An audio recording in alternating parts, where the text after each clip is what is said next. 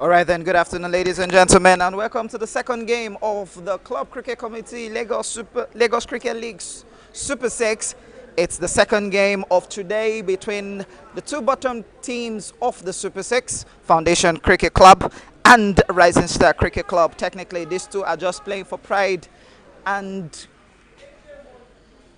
I must say pride and supremacy, as Foundation Cricket Club putting on their traditional maroon color top and pants, with Rising Star Cricket Club putting on the blue top and the blue pants. With what we just witnessed was Majid Khan bowling the first over with 6 runs conceded, with Elijah Saturday, Jimmy scoring 3 of 6 balls, and Austin Inameka 1 of 1. And coming to bowl from the pavilion end is Chimeze Owunzulike. These two teams know they're technically out of the race of the champions of both the Super 6 and the Super 4. So they're just playing for pride. And who to bowl the second over of this game if not Chimeze Owunzulike. First ball, he bowled on the offside.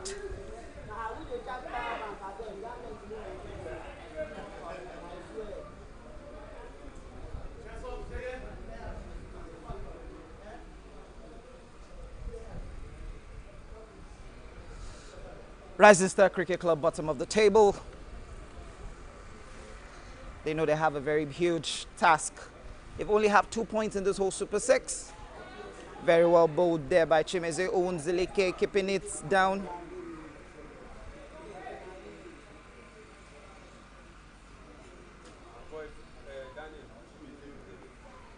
After this over, we'll quickly run you through the first 11 of both sides.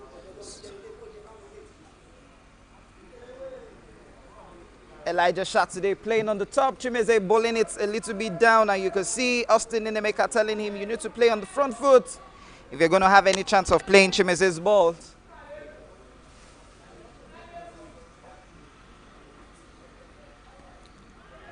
Appeal for LBW, that was definitely drifting down the leg side, and even Chimeze himself was saying that there is no need to appeal for that. That was definitely drifting down the leg side.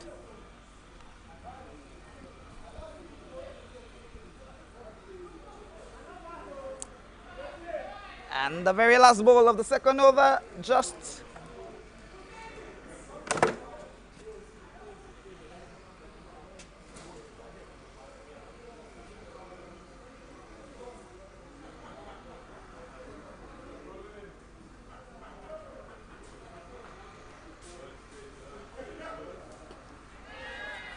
catch. Can Femi Oduyebo take that?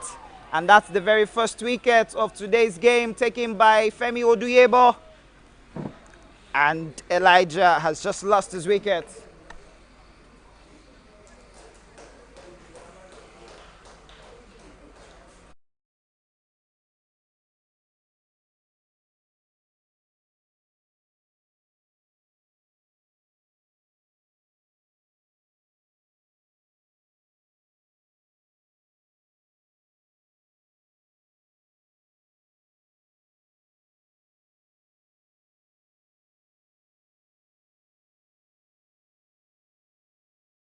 Lovely catch there by Femi Oduyebo of the last ball of that over. You can see Femi Oduyebo taking it comfortably, cool as you like catch, as we used to say from here.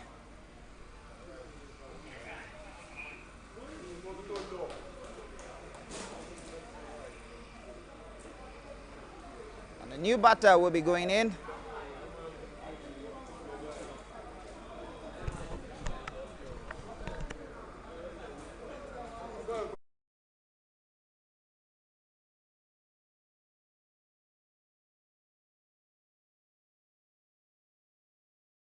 I'll be joined later on in the comms box by Sheung Ajidagba.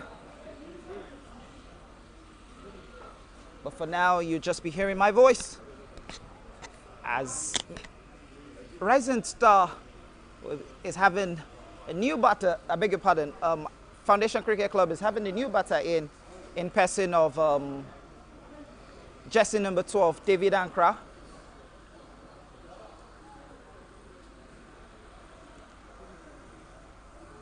Majid Khan back into the attack from the pavilion end. Quickly, let's see if we can run you through the first 11 of both sides.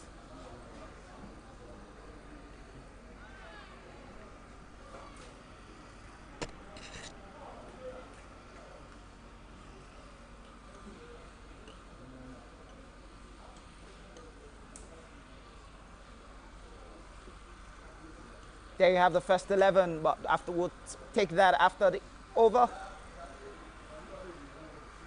Straight on the ground, but can only find covers for just no run.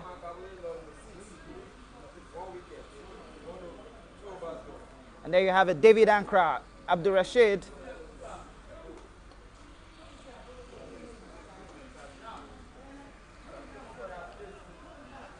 Straight to Tamish at point, no run taken. David Ankra, Abdul Rashid Abdullari, Abdul Rahman, Abubakar Salisu, Arthur, Austin Inemeka, Chuamaka Kingsley, Douglas Humble, Elijah Saturday Jimmy, Emmanuel Oche Boniface, Binga Akiriola, and Hamzat Abdul Salam are the playing 11 for Foundation Cricket Club. Straight up, over, mid off. That will be a 4. Good starts there by Elijah Saturday, hitting that over the top. Just look at that, perfectly timed into the middle of the bat.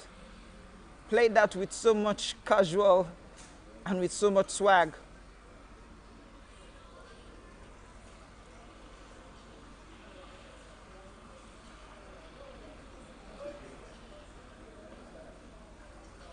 Bit of change here, and let's see that again. Just look at how he played that shot. Even the build-up shows it all. The moment Majid Khan came to bowl that ball, he was just ready to hit the ball. And just look at that, triggered himself in to hit that to the boundary for 4. Oh, very well bowled. Good comeback there by Majid Khan.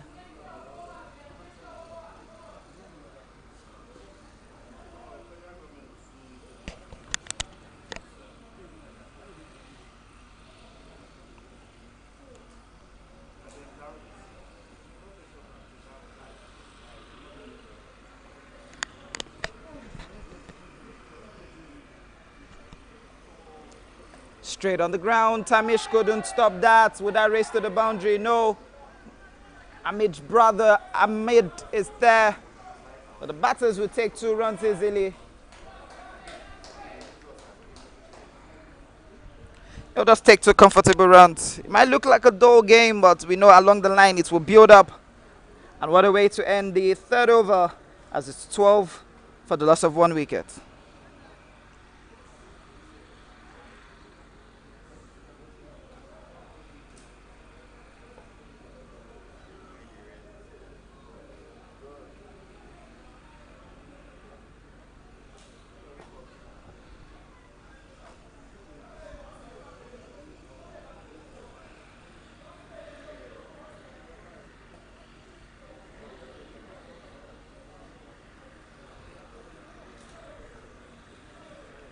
Chimeze Owunzulike back into the attack from the pavilion end.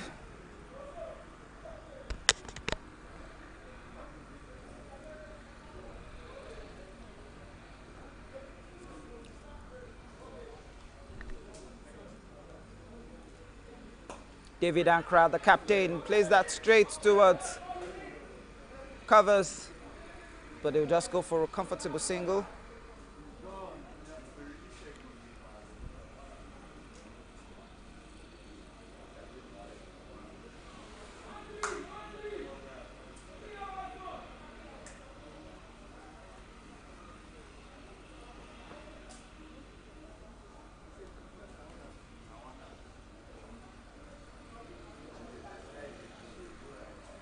Dot ball.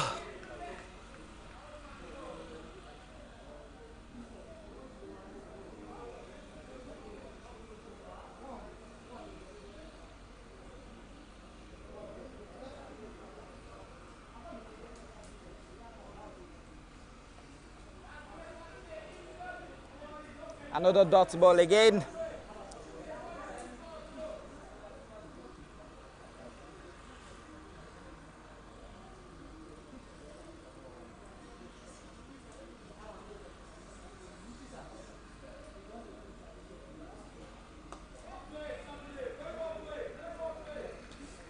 Still another dot ball. 2 balls left.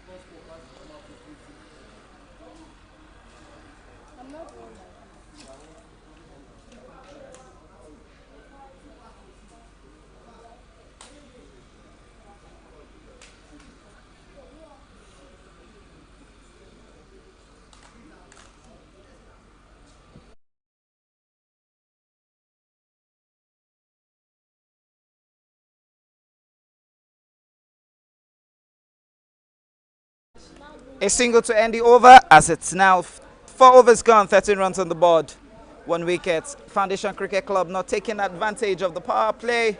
This is not what you'll be expecting them to do. This is totally a contrast to what we had in the first game, where at this point both sides were, that's both Alan Titans Cricket Club and the Bejuleke Cricket Club, were both around the 30 runs in the 4th over, but this time it's a little bit of a contract as Rising Star have in a way managed to put Foundation Cricket Club 14 for 1 in 4 overs.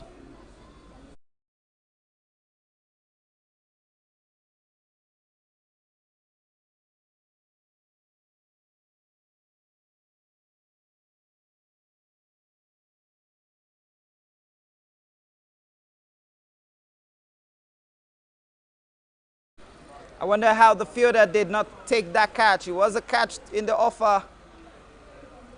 And you can see Majid isn't happy about that.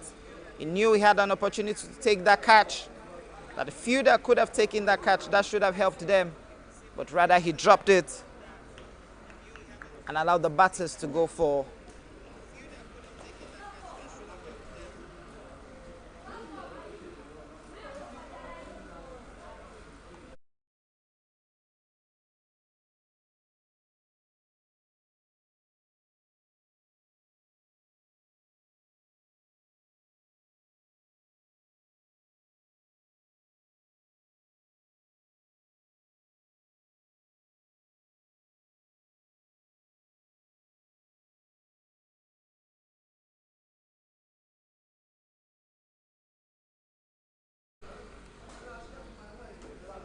straight shots. That should go race to the boundary. Can Femi Odiebo cut that out? No, it's a lovely shot there by Elijah Saturday. Finding the gap, piercing it in between points and covers for a 4. Those are the kind of shots you want to see from batters like Elijah Saturday. Lovely shots there by him, making sure that ball raced to the boundary for 4.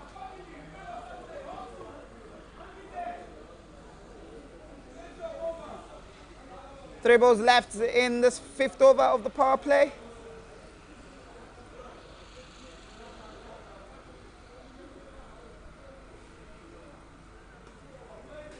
Played with a straight bat towards Tamish at covers for no run.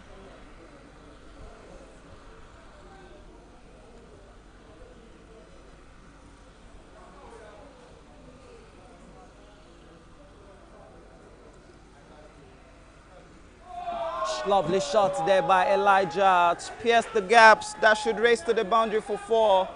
Lovely shots there by the young lad.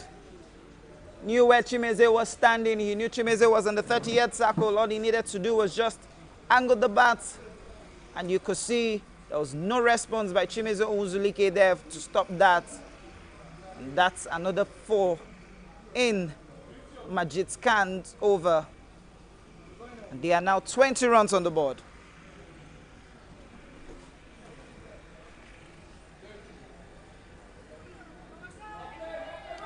Appeal for LBW not given. Umpire Wale Adekoya signaling a leg by.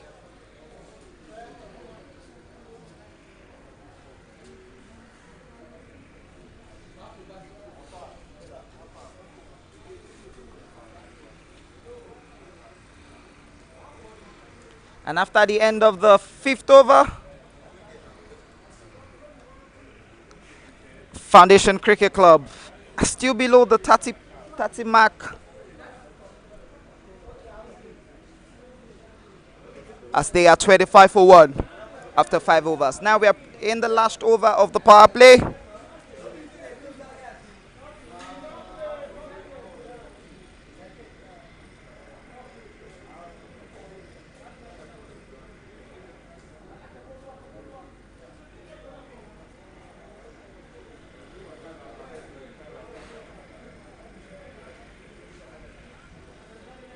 A little bit of a discussion there by the Rising Star players to see who's going to be bowling the last over of the power play.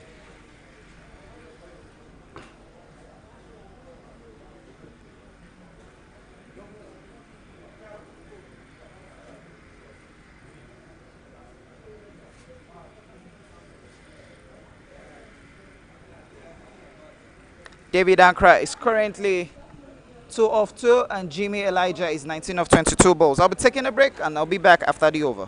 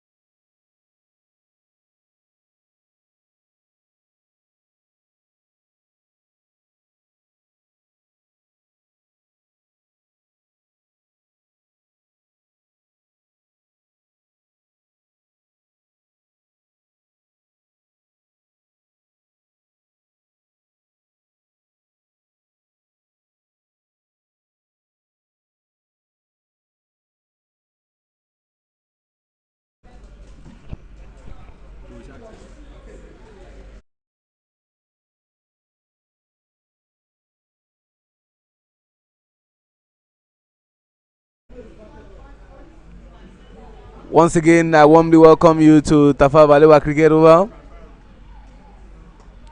the penultimate game for both teams.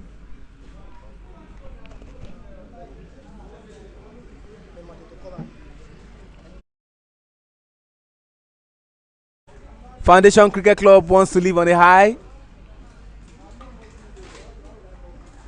This is their last game. Ladies and gentlemen, Elijah Saturday, 50 up. Congratulations, Elijah Saturday.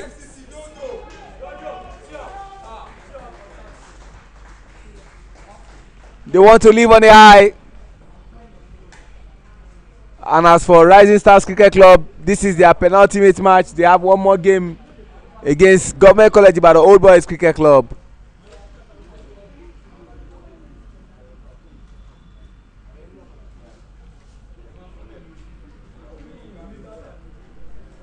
Tamesh Singh bowling from the pavilion end.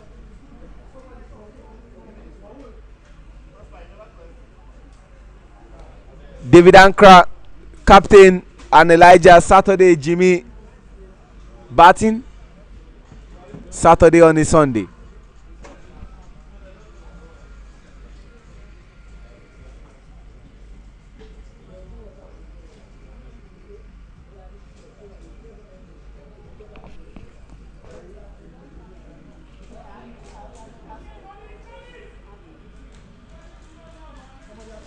And they will go for comfortable 2 runs. And you look at the body language of Rising Stars Cricket Club.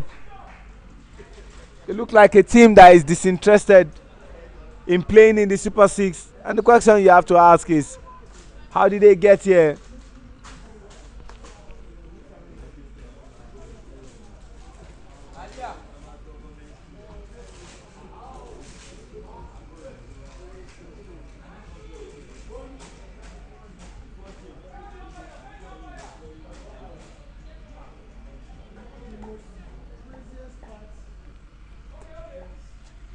And we have come to the end of the 10th over. They are 92 for 1. The current run rate is 9.20. And at this stage, Foundation Cricket Club will score the most runs in this tournament. 184 will now be the projected score. David Ankra faced 11 balls, scored 28 runs. Elijah Saturday Jimmy faced 43 balls and scored 50 runs.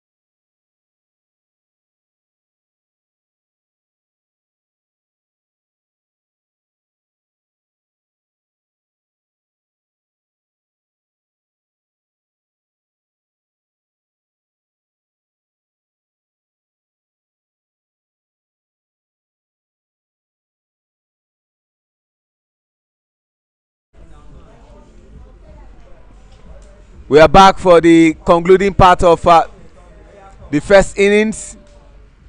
92 for 1 after 10 overs.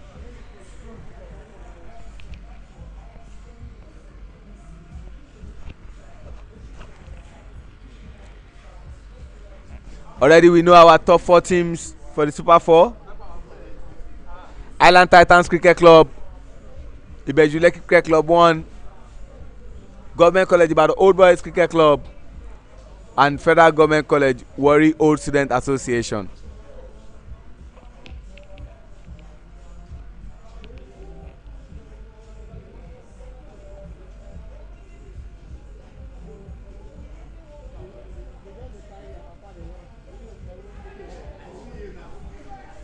Missed opportunity by Shahil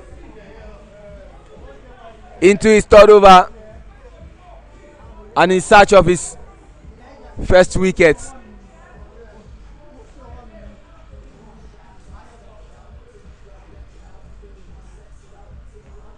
The highest run scored at the Super 6 up until this moment has been 163, posted by Government College Ibadan Old Boys Cricket Club against Foundation Cricket Club.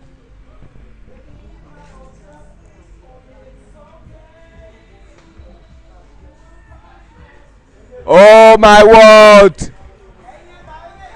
Looked like he was going to catch that ball, but ball went for 6 off the bat of David Ankra.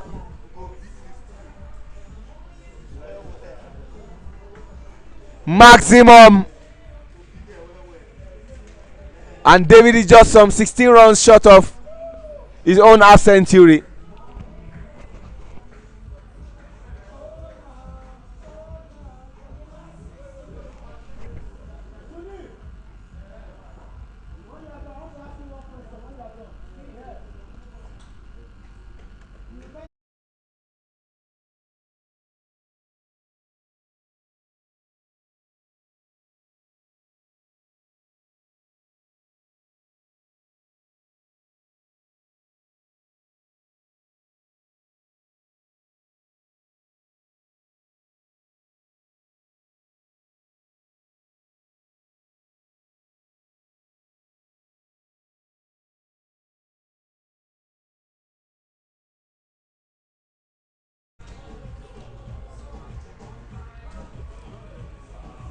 Better bowling after being hit for a maximum.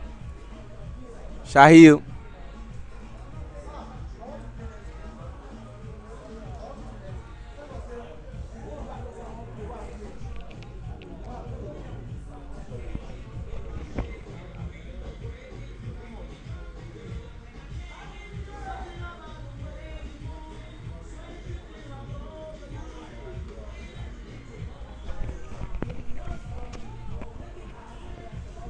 They will go for 2 runs.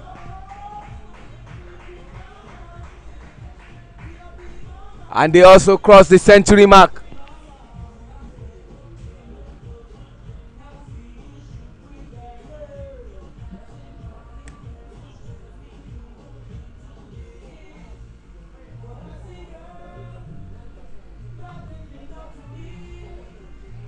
Another opportunity, and he bungles it once again.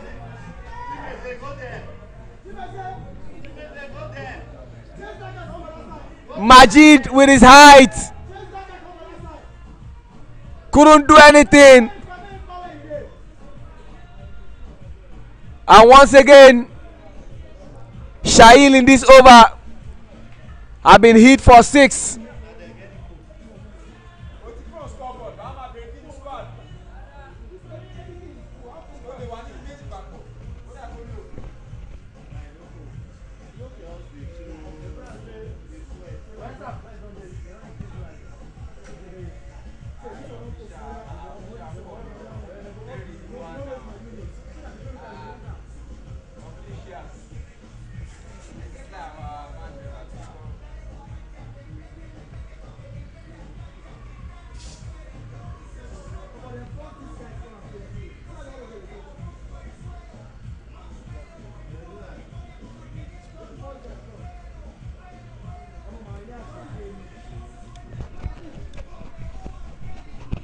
In this over, Shahil has been hit for 2 sixes.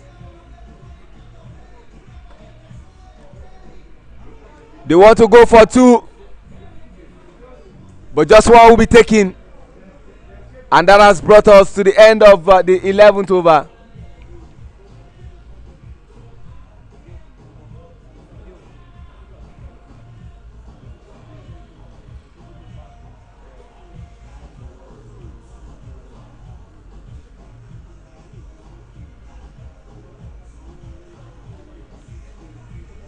Eleven overs gone, 108 for 1.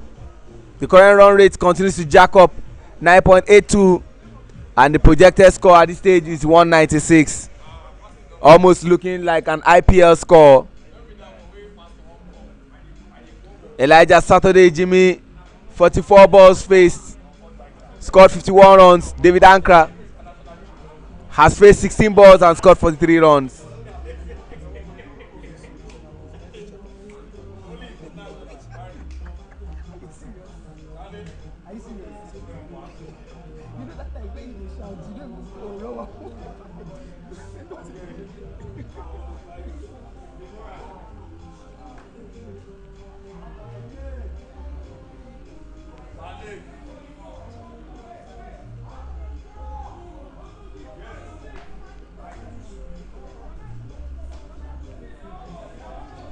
Tamesh Singh into his second over. First over he gave away 8 runs.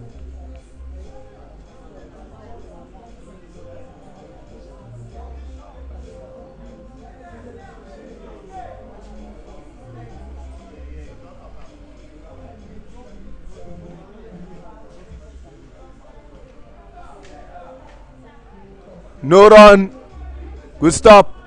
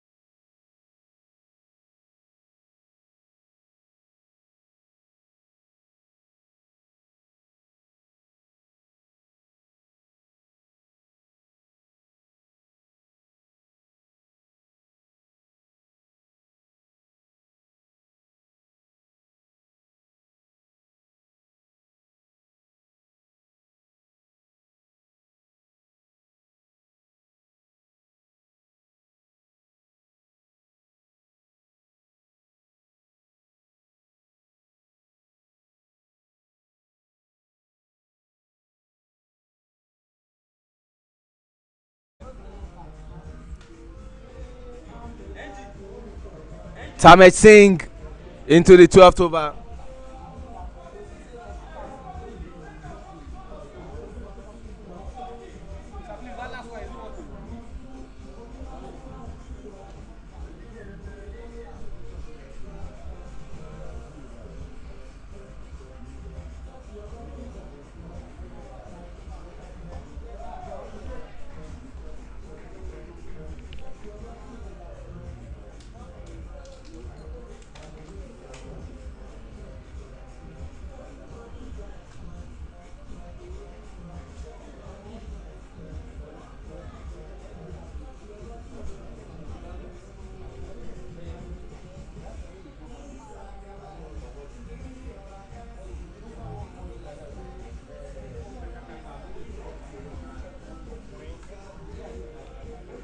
Tamesh Singh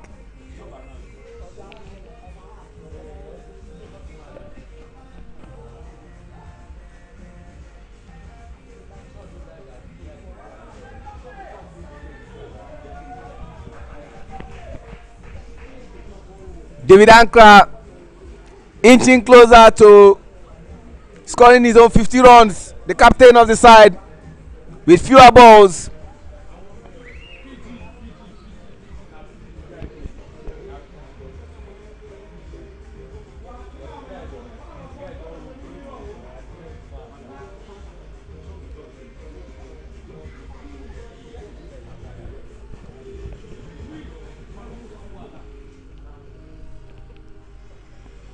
Two more games for us to end the Super 6 and then decide who wins the competition.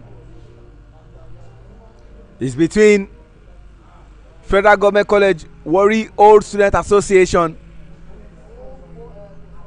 and Island Titans Cricket Club, and the other one will see Rising Stars Cricket Club take on Government College Ibadan Old Boys Cricket Club.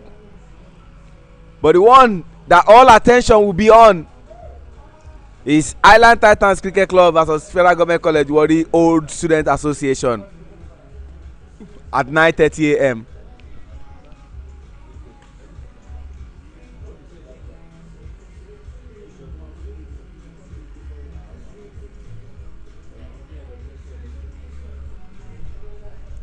Chimezie Onwuzulike coming from the Court of Appeal end into his third over.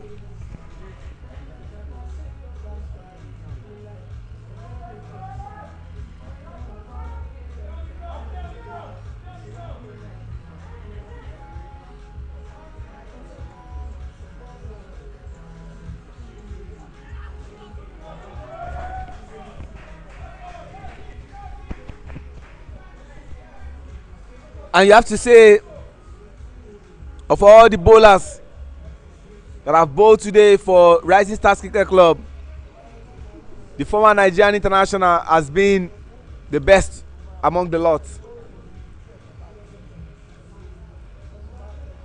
Conceded fewer runs,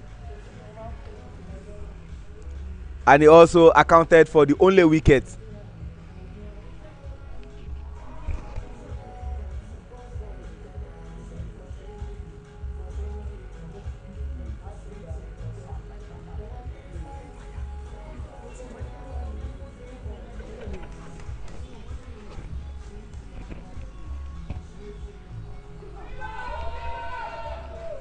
Up, David Ankra. Maximum to go along with it.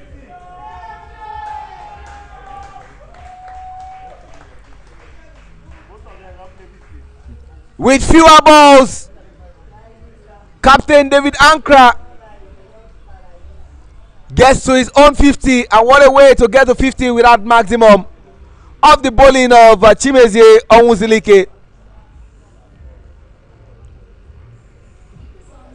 Congratulations, David Ankra.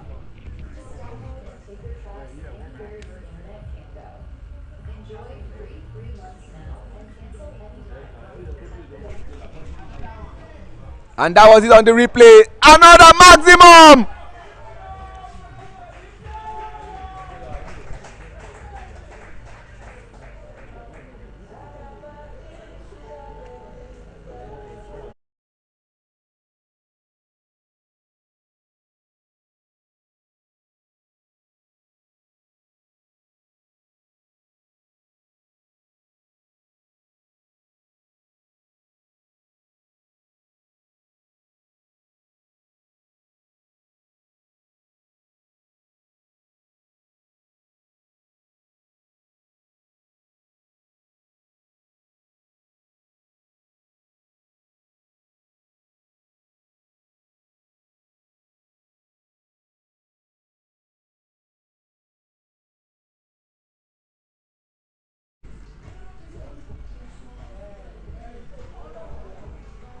And you can see attitudinally the way Rising Stars Cricket Club are playing. Yes, we know there's nothing to fight for, but there's pride to be fought for. They wanted to play all the matches, but of all the 4 matches, 2 were washed out by rain.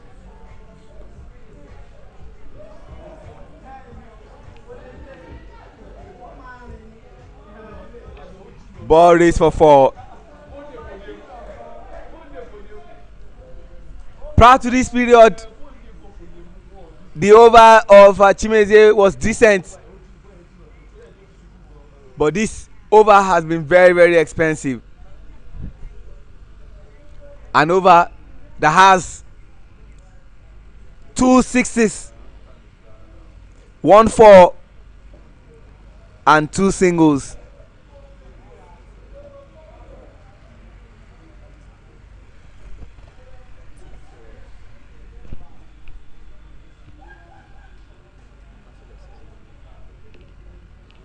I guess the umpire changed. The one we were thinking was 6-4, and Nabil has a broken finger. He's not playing today's game, and Ashmi Shrestha, another wicket keeper for Nigeria, opening batter, but sometimes plays one down depending on the tactics of the coach. Steve Tikolo is unavoidably absent. 13 overs gone, 128 for 1. This looks like a game that is setting up to have 197, which will be the highest run score in Super 6.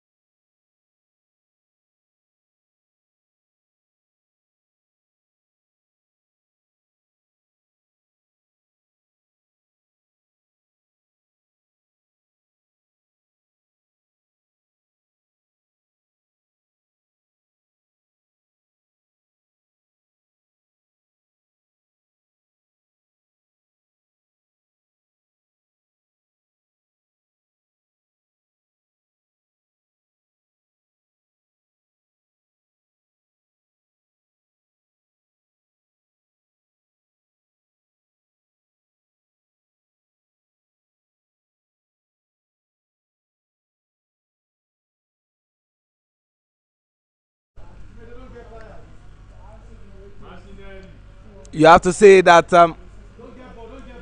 this partnership has to be the highest partnership in Super 6 tournament. The current run rate has not dropped. 9.76 And at this stage, they might be scoring 199. Partnership of 129 of 71 balls. This is IPL standard.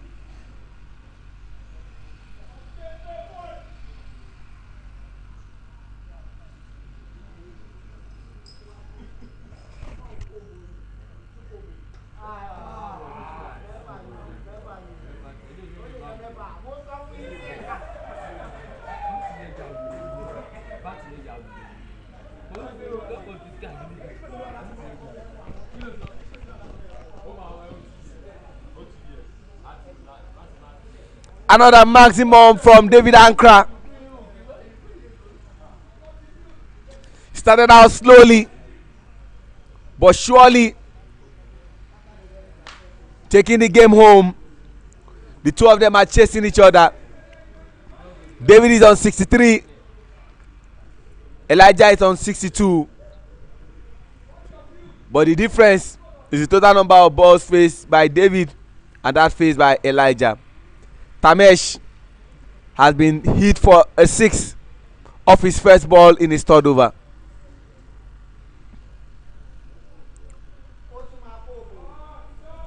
This looks like ball will race for 4. All effort was in futility.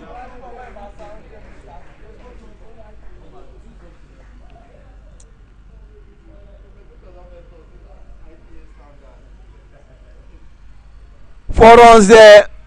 10 runs off 2 balls. And you can see the body language of Rising Stars. Nothing is rising except for the runs of FCC.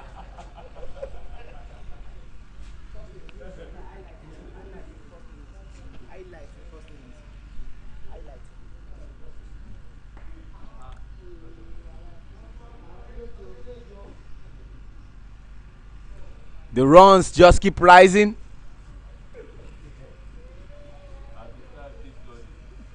And the stars continue to dim.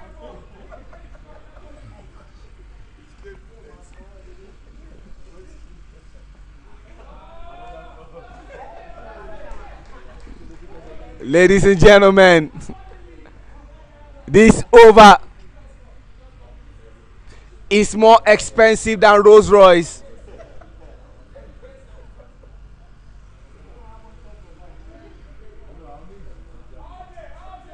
Six, 4, 1, 4.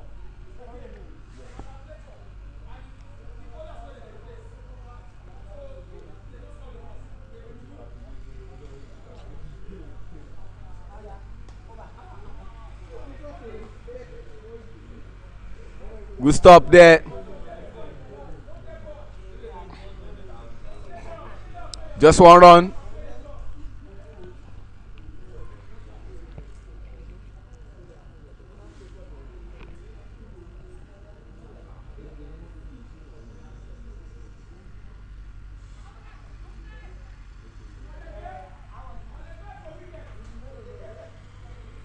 Appeal by Tamesh. Square leg umpire Sukomi Odedele not interested. And that has brought us to the end of the 15th over. 154 for 1. Where is FCC taking Rising Stars to? They are taking them to a place they don't know.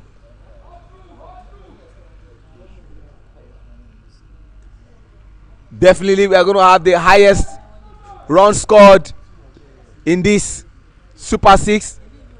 The highest was GCI, who scored 163.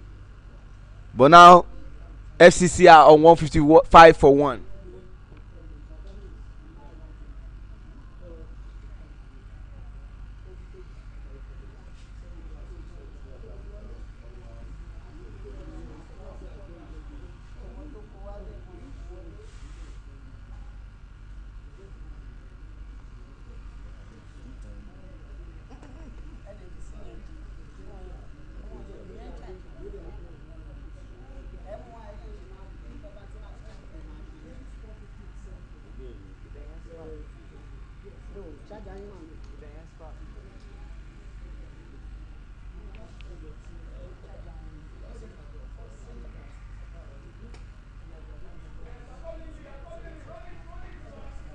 Can they go for two? Yes, they do.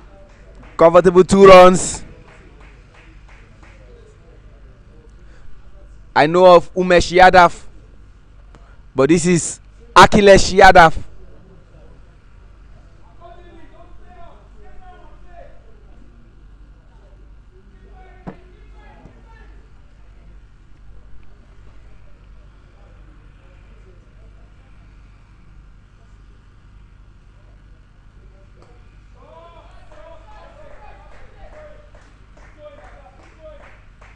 Just 1 run.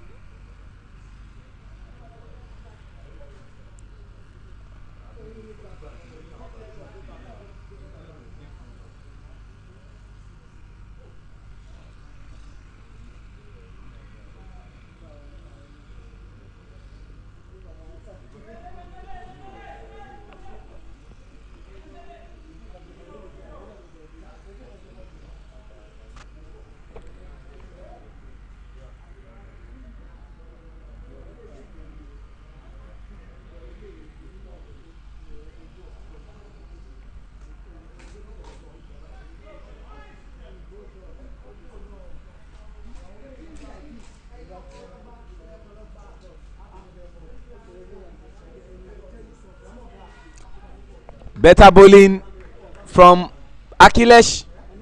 Appeal from the entire team, but umpire says let's get on with the game. We are currently in the 16th over. The run rate has increased to 10.33. Gives it a chase, and they will make 2 runs easily.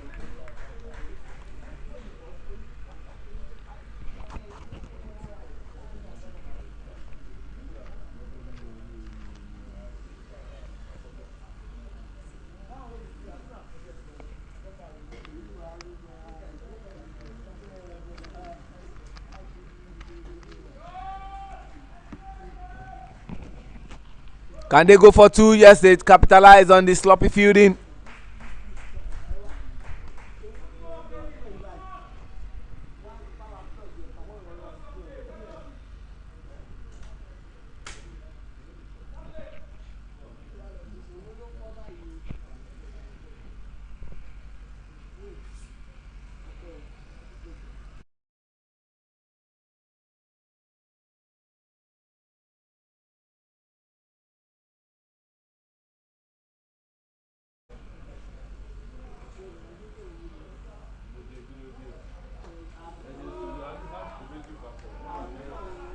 Just 1 run. It's Chimeze that is fielding.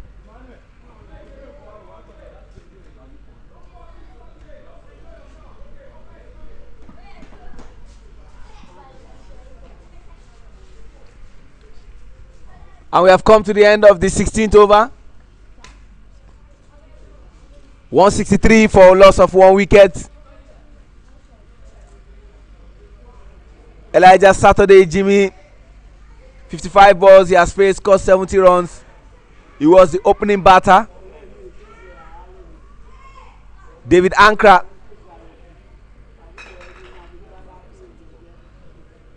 is on 74, and they have combined to score 157 runs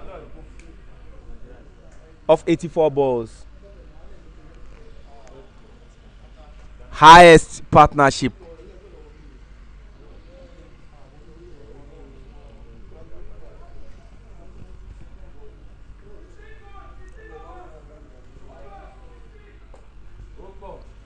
And you can see the bowlers.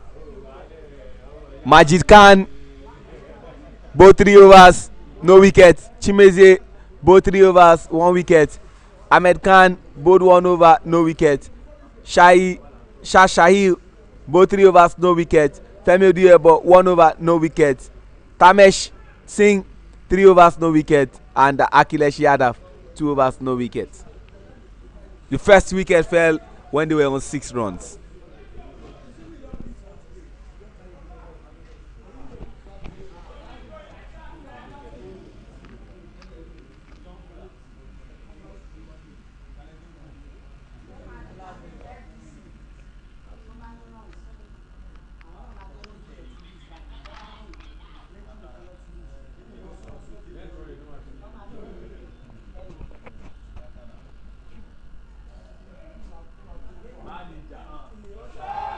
Maximum 6. David Ankra is prepped for scoring the first century of the CCC Super 6 competition.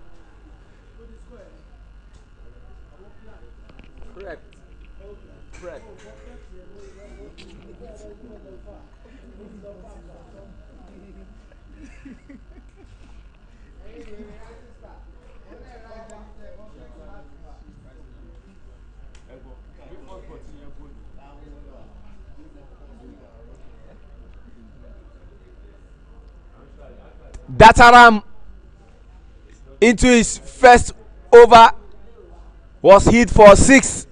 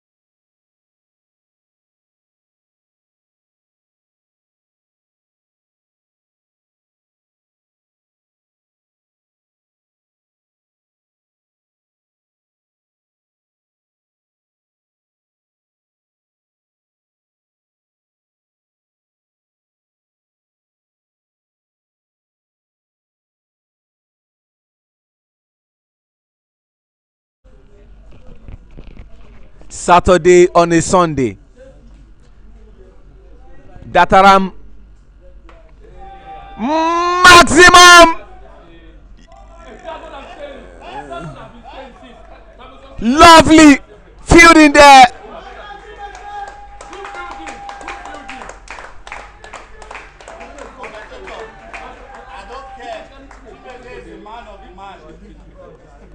Lovely piece of fielding.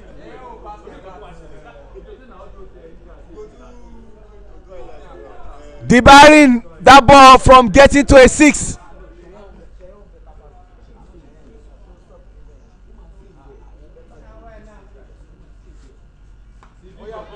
But nothing can be done about this. Nothing can be done about that. Lovely 6 from David Ankra. David is in his marauding self.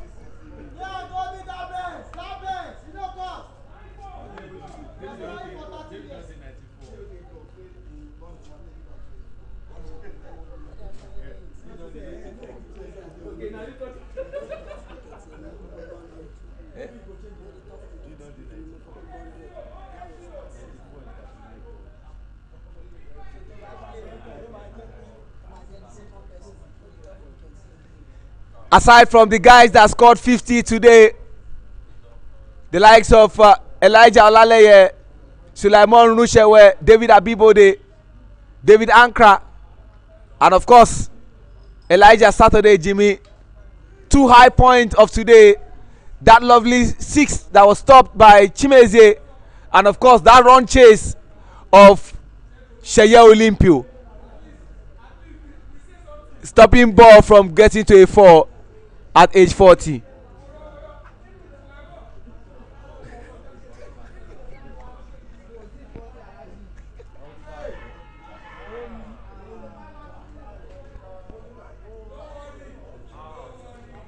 Elijah is gone.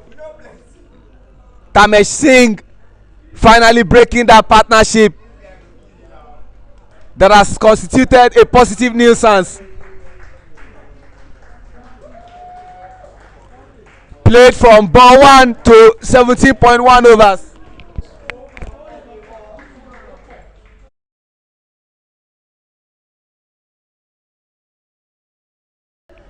Into his final over.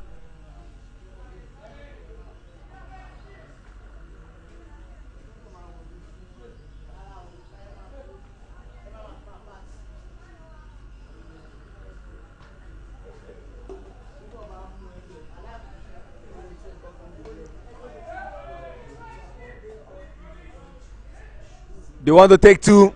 Yes, they do. And now they are on 190.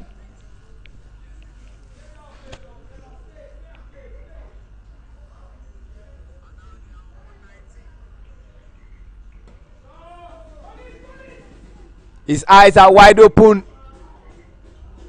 as wide as the eyes of a lion who is ready to devour the prey. David Ankra keeps going.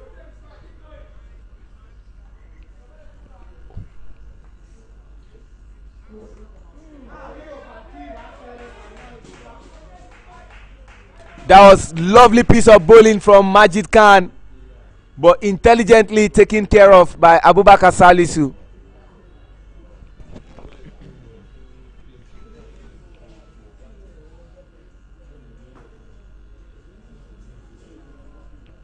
Two more good balls to be bowled, and we'll have come to the end of the 19th over, the penultimate over.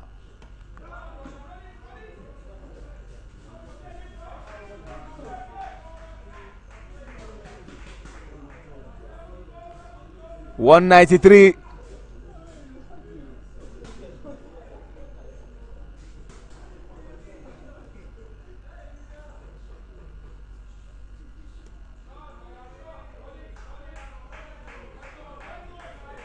And that brings us to the end of the 19th over. 194 for loss of 2 wickets.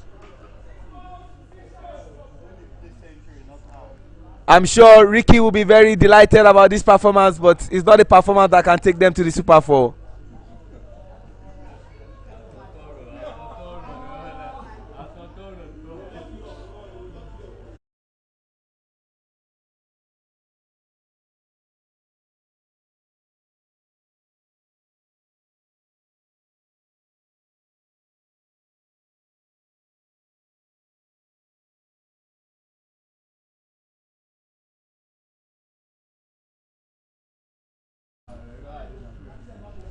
Final over. 194. We are looking for 4 teams, and already we have the 4 teams. And when you look at FCC 194, 4 is constant. We are looking for 4 teams, 4 is constant. And FCC will not make the 4. It means 444 cannot be a metaphor.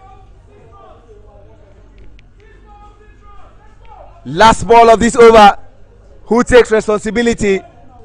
Chimeze Onwuzilike from the pavilion end.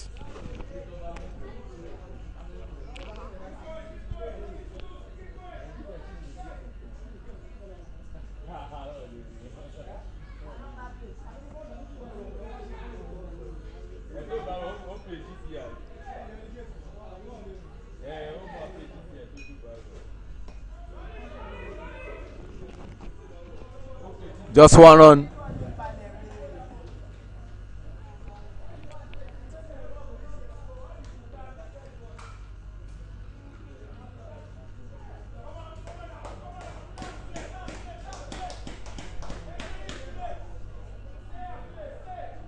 David Ankra versus Chimeze. They want to go for 2, and yes, they will make it. Oh, lovely piece of fielding. Lovely piece of fielding. I love to see that again on replay. Direct hit. Brilliant. Umpire had no choice than to raise that finger.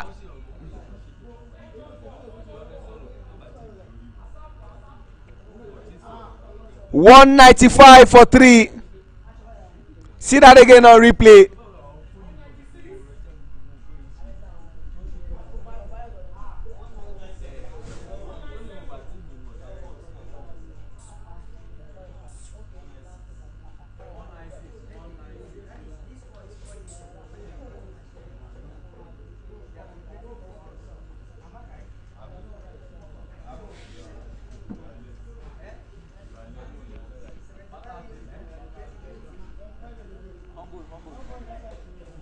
Douglas Humble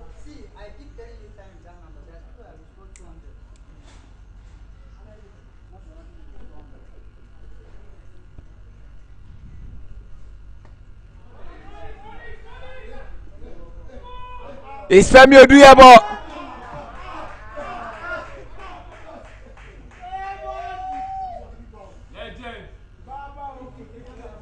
You need to commend Femi Oduyebo in spite of his age. He has the ability to still pick the ball.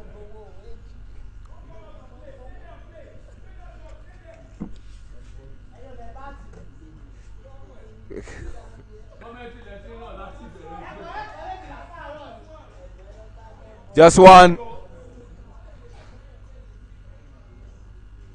They are now on 199.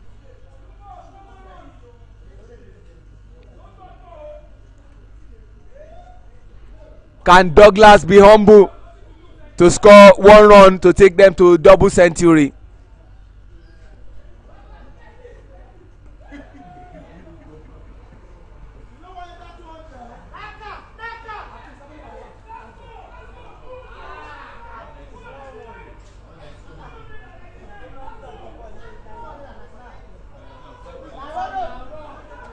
The last ball.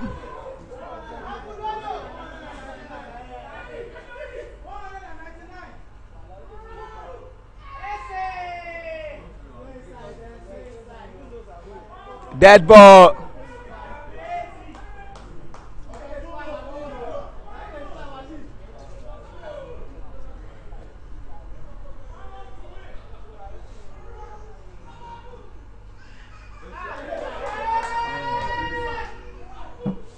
And he missed that opportunity to score 200. Ladies and gentlemen, the highlight of the first innings has to be David Ankra, the captain, who scored 109 of 50 balls. And check how he got to a century. Lovely way to do that. Rising Stars need 200 in 20 overs. How feasible is that? But quick summary of the first innings. David Ankra 109 of 50 balls. Elijah Saturday Jimmy 71 runs of 58 balls. Abubakar Salisu 4 in 4. And for the bowling, Chimezi Onzulike 1 wicket for 23 runs in 4 overs. Tamesh Singh 1 wicket for 36 runs in 4 overs. And Majid Khan had no wickets to show for it. We'll be back for the second innings. Big shout out to our 2 umpires for today, umpire Wale Adekoya and Sukomi Odedele.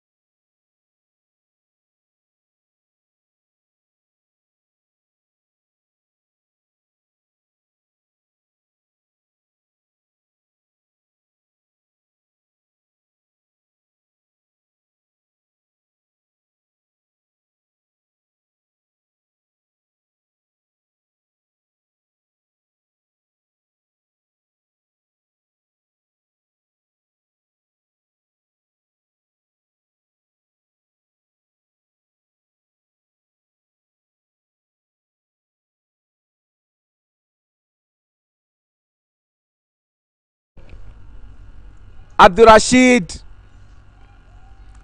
gets his first wicket in the first over, and a vital wicket at that. Chimeze Onwuzulike has lost his wicket.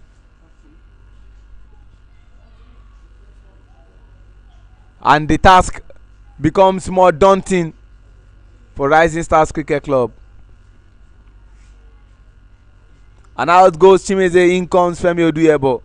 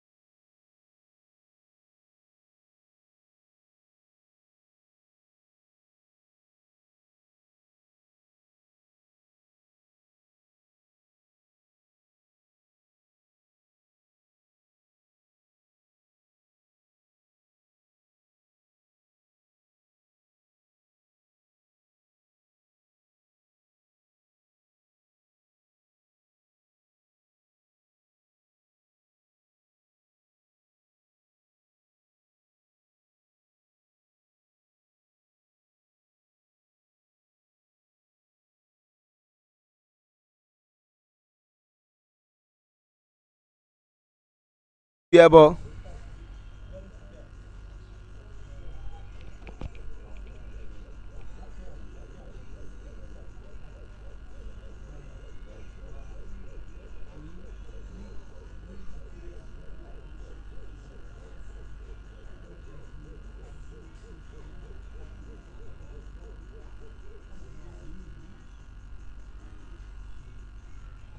And we are still in the first over. Abdurrashid.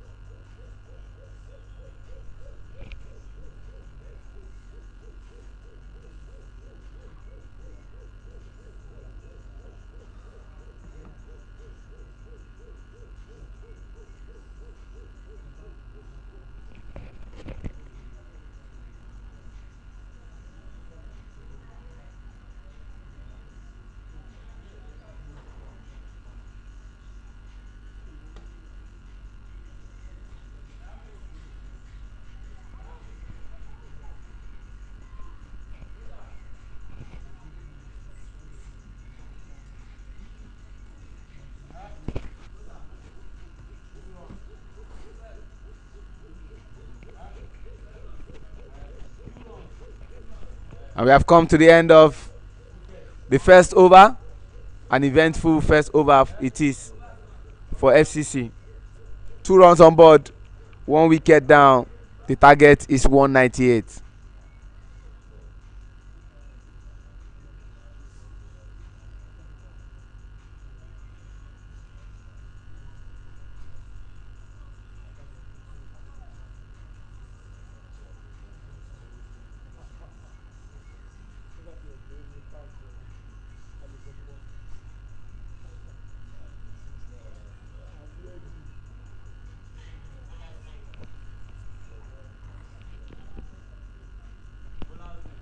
Oche Boniface.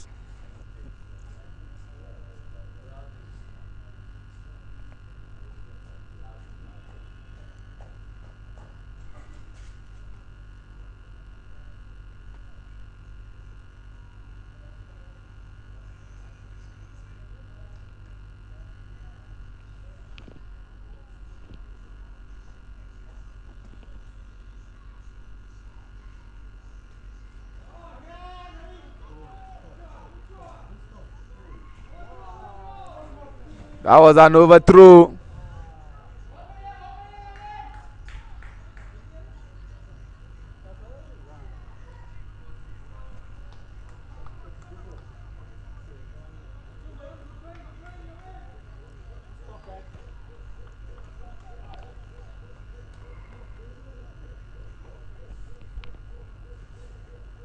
10 power over is what is required, but not getting half of what is required.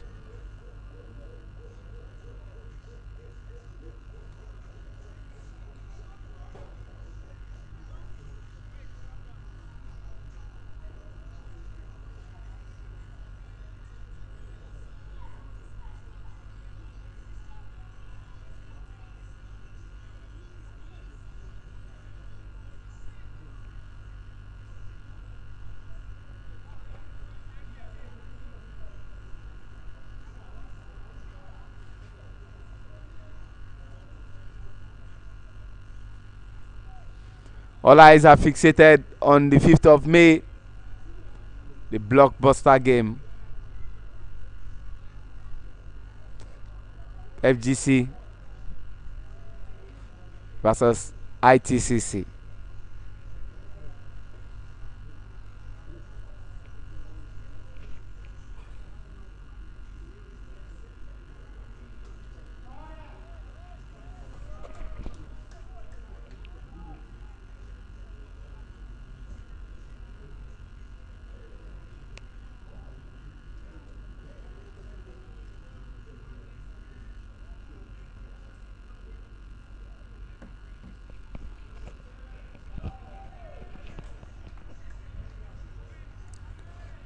Lovely bowling there from Manuel Boniface.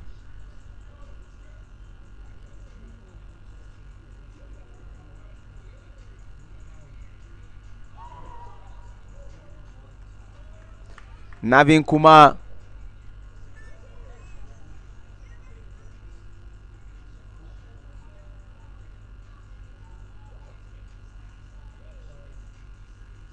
Finding Oche unplayable.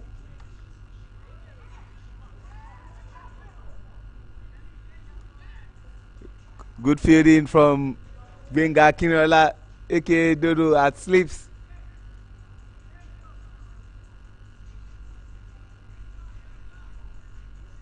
You keep the young at heart at slips, knowing that what they have lost in pace, they have in experience.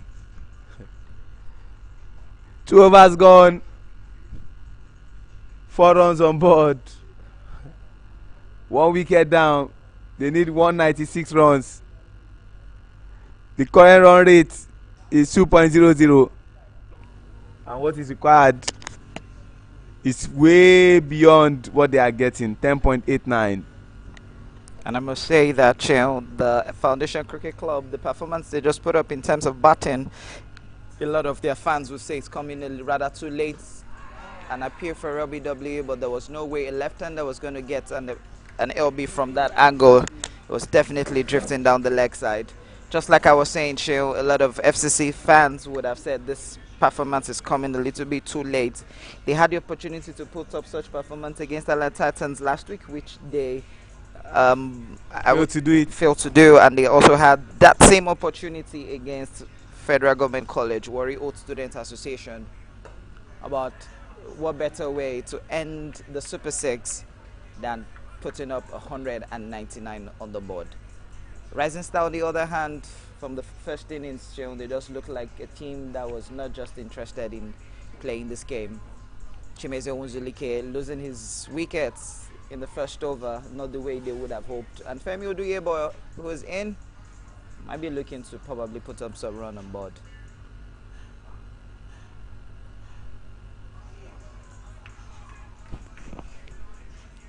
And as interesting as it is to say, the current run rate of Rising Star has risen up to 11.20, and the current run rate is at 1.60. So at this stage, is as good as saying that this is the first time in the first power play that we are seeing a team requiring 11 runs in the power play to be able to hit their targets.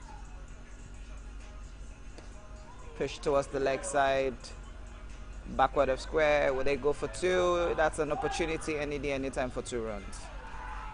Appeal for run out, not given.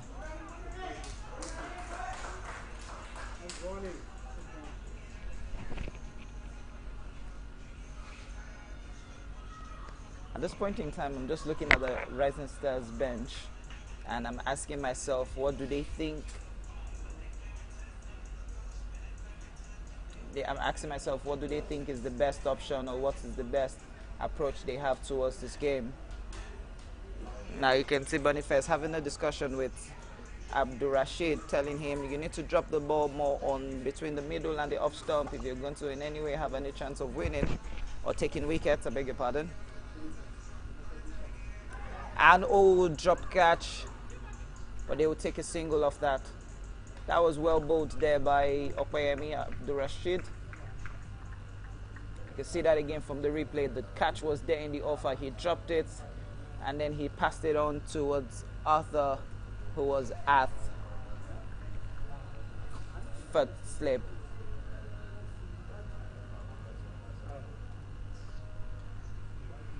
Surprising that it was not Gbenga Akinrola that was at slips. He's been moved.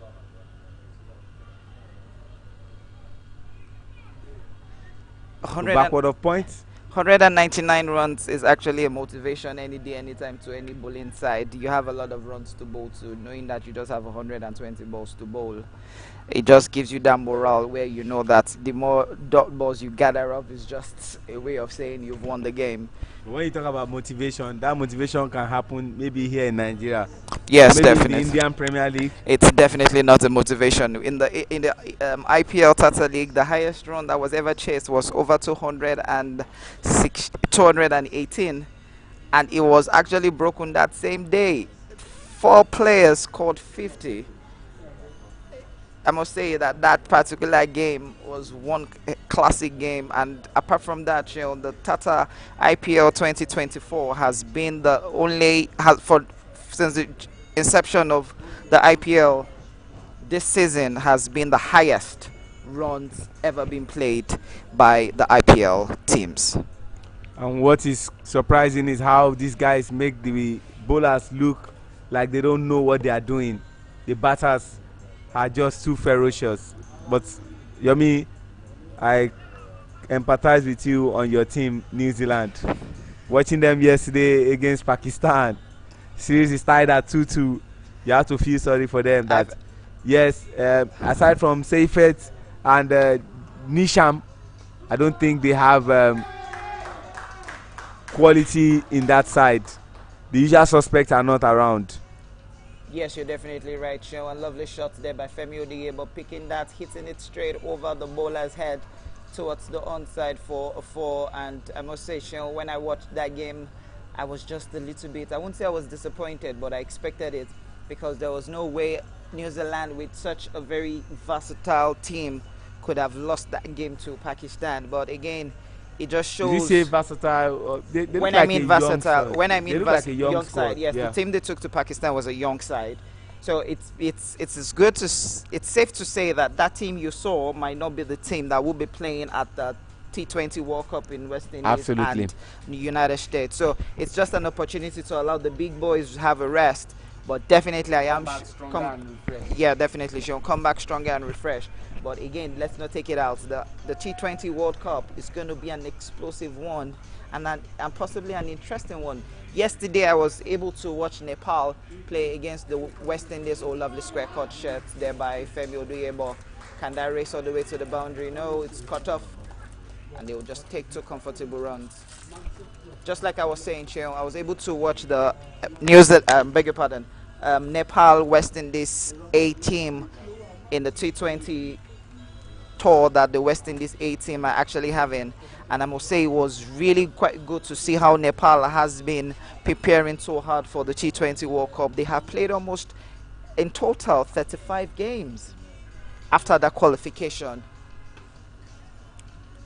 Not only them, the United States also are doing the same thing. Uganda female team are currently in Abu Dhabi for the T20 Female World Cup. They lost the game 2 or 3 days ago, and yesterday they had a very huge victory over the United States. Lovely shot there by Femi, but can only find the fielder, and they just go for a single. Cheo, on the flip side, let's talk about the T20 World Cup. Who do you think is going to be the top 4? Not even a soothsayer can tell you. But on top of my head, England had an unforgettable 50 overs World Cup in India, but you still have to give it to these guys, India, Australia. I sneak in England, and I'm turning between New Zealand, Pakistan, and West Indies. Yeah, you might be right, Chill, but I feel that this T20 World Cup, there's going to definitely be an upset somewhere in between the groups. An upset might just happen in between. Probably one of these associate teams where you have the likes of Uganda, Nepal. What are the chances of Uganda in their group? I don't think they have any chance because they're playing against a very stronger side where you have the likes of, I think India team. Yeah. India's India group. There's Papua New Guinea. There's Papua New Guinea. Papua New Guinea is an associate team, so they probably might fancy their chance with that team.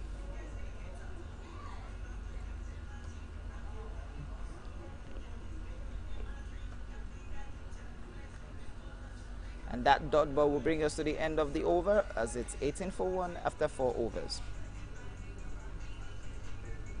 This was the same situation at which FCC was in the first innings. They didn't put up a lot of runs on the board. They had lost 1 wicket, and then all of a sudden in the 5th over, it just went hell blazing from there. Can Rising Star do the same? Maybe. Yep. 1st of June to 29th of June 2024. 20 teams participating, 55 matches, and I'll be putting you just on the spot. In Group A, we have India, Pakistan, Ireland, Canada, and host United States. Tell me those who get out of this group. India and Pakistan any day, anytime. I don't need us to tell. Is it the way they put it? Because they put them India. No team, Pakistan, I beg your pardon, Ireland, Canada, and United States do not have the firepower to go against an India or Pakistani team. If New Zealand couldn't do it, it's going to be hard for you to see any of those guys do a very huge, strange game. Group B, let me come to you. England, Australia, Namibia, Scotland, and Oman. I must say, this particular group, it's one thing that I fancy here between Scotland and Namibia. It's might be a very huge upset in between. But if you're going to give it a take, obviously. But you know, India and Pakistan have advanced to the Super 8 by virtue of their status, and of course, the same thing is happening in Group B, where England and Australia have advanced to the Super 8. And I come to you quickly. Group C, New Zealand, West Indies, Afghanistan, Papua New Guinea, and Uganda. So at this stage, at this group session, this is where I'm more concerned about. An upset can possibly happen. I fancy a chance of either Afghanistan or Papua New Guinea creating an upset in, lovely shots, but can that go all the way to the boundary for 6? Yes, lovely shots there by Femi Oduyebo, hitting that straight for a 6. That is a maximum. Just like I was saying before, Femi Oduyebo actually hit that ball for a 6. Papua New Guinea or Afghanistan would definitely create one upset between New Zealand and West Indies. I probably fancy they might take their chances against New Zealand. I beg your pardon, West Indies. Knowing truly well that the format which West Indies T20 has been, it's a little bit questionable.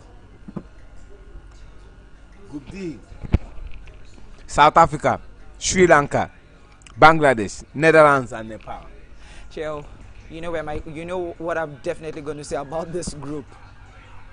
Funny enough, South Africa might not qualify, might not in terms, but because they've advanced based on their rankings, just gives them that edge. If they had not advanced, this group to me is like a group of death. You have 4 teams that can go head to head against each other. South Africa, Sri Lanka, Bangladesh, and Netherlands can go head to head in the T20 format against each other. Just sneaking in Nepal there might just be another way, but if South Africa hadn't advanced, I probably won't pick South Africa for this. Lovely square cuts there to race all the way to the boundary for 4, Sean. Gradually, they are piling up their runs. It might not be what is required, but they just want to keep the scoreline respectable. That's 199, but a very huge score. So, thank you, Abayomi, for helping me through, and we shall see how it all pans out.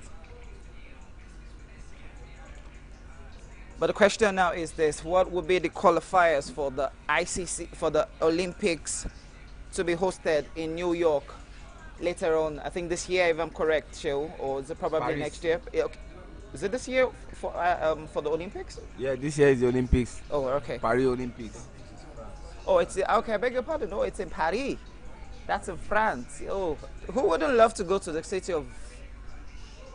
Who wouldn't love to go to the city of love, where you can see the tower there, the Eiffel Tower, and that dot balls brings us to the end of the 5th over. It's 29-1.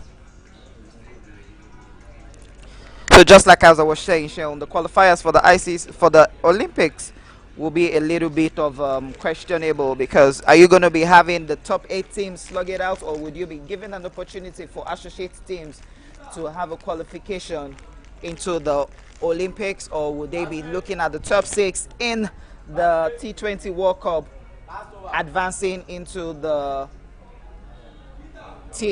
advancing to the Olympics? That's left for ICC to actually talk about.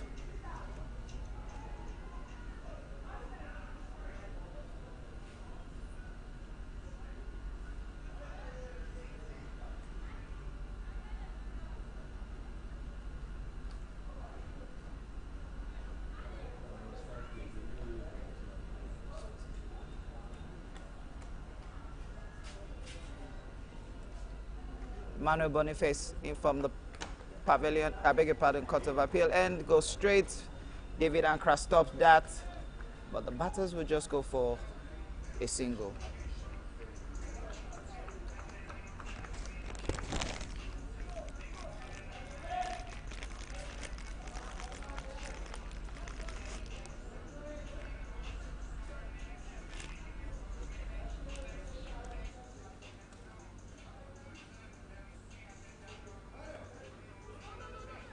On the ground, no is the call, and no run taken.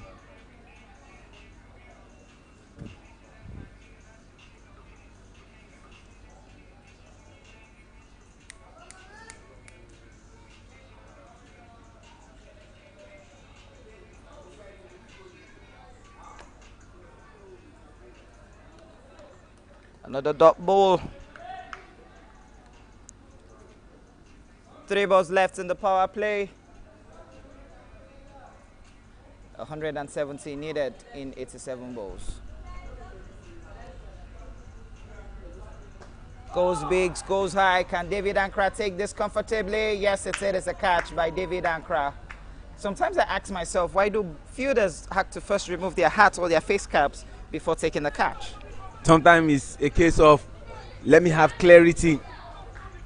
Let me have a clearer vision of where the ball is coming from, because my face cap or the hat I'm wearing could stop me from catching the ball properly. And he took that catch.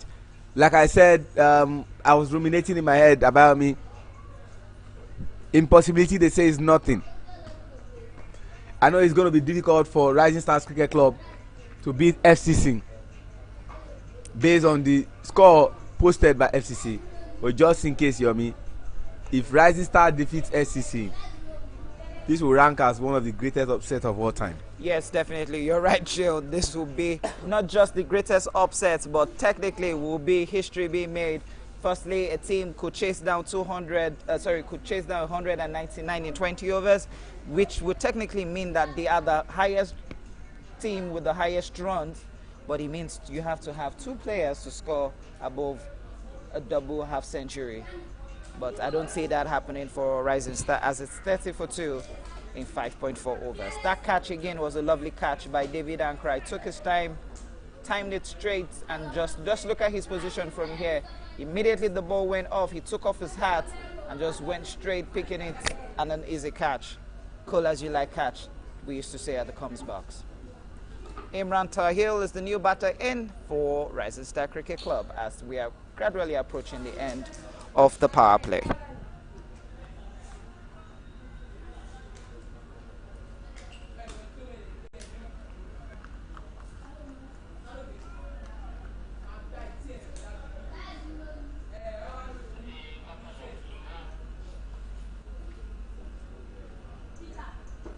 Imran is a big hitter of the ball. He has a chance of hitting the boundaries. Can he take that advantage? Very well bowled there by Boniface. We just got one ball left in the over. What a way to end the power play. One ball left. And just one run considered.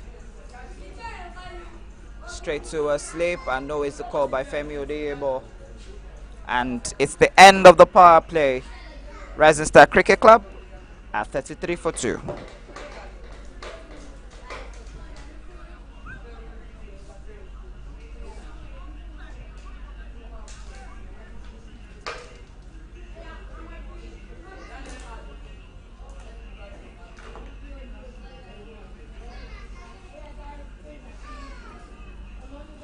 Interesting to see David Ankra now has options of using even part-time bowlers. He's bringing in Arthur to bowl from the pavilion end. It's been long I've seen Arthur bowl. 2 weeks ago he was back in Zimbabwe just to go visit his family, but he's back again. Fortunately, it's the last game for Foundation Cricket Club, which means Foundation Cricket Club won't be participating in the Super 4. When you said part-time bowlers, I thought you were to say giving the ball to David being Akinrunner. It would be nice to see Dodo bowl in what looks like an inconsequential game. Either they win or lose. It still does not change the fact that Super 4 teams are confirmed. Just that they want to live on a high.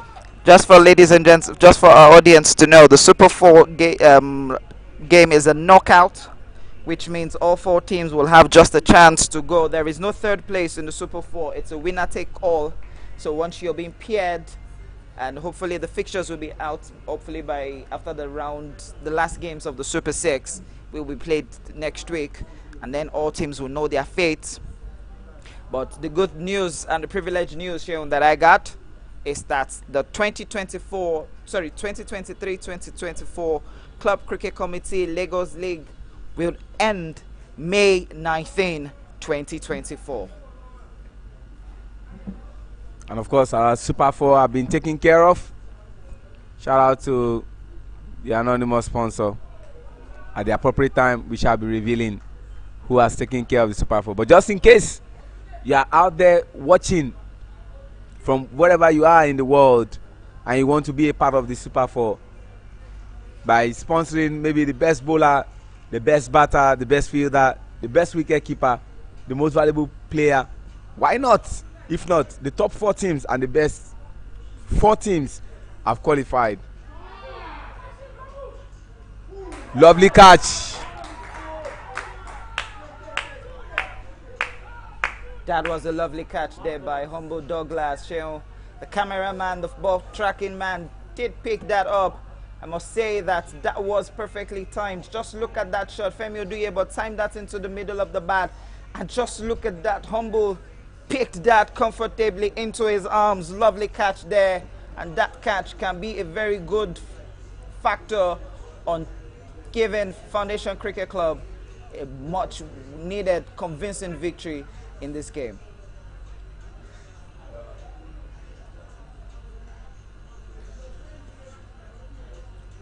Looking at that again from the replay on the slow motion, you could see Arthur with that ball timed it perfectly well, made it a little bit slower but much fuller. This was shot of a good length. Femi Oduyebo did open a shape up to try and hit that above deep square leg, but Humble held that deep straight in his arms. A lovely catch there by the fielder. Douglas was humble in his catch. And it's 3 wickets down. 30 runs on the board, 6.1 overs.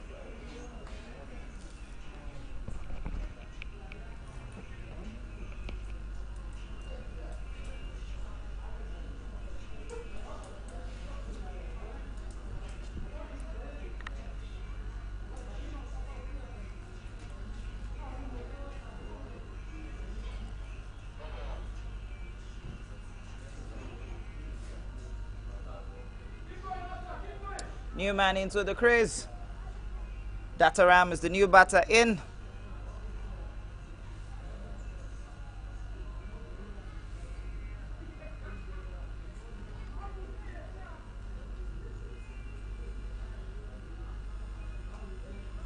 Soft hands played straight towards Saturday. Cheon, interesting to say, Danladi Isaac is not in the team for Foundation Cricket Club for today. Good observation by you. Like we said, you can say it's an inconsequential game, but even if it's inconsequential, Afro came all the way to play this game.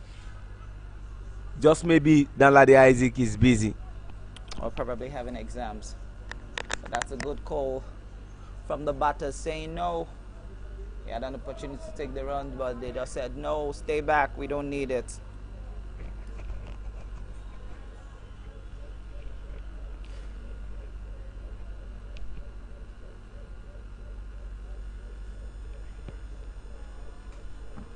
Straight to the fielder.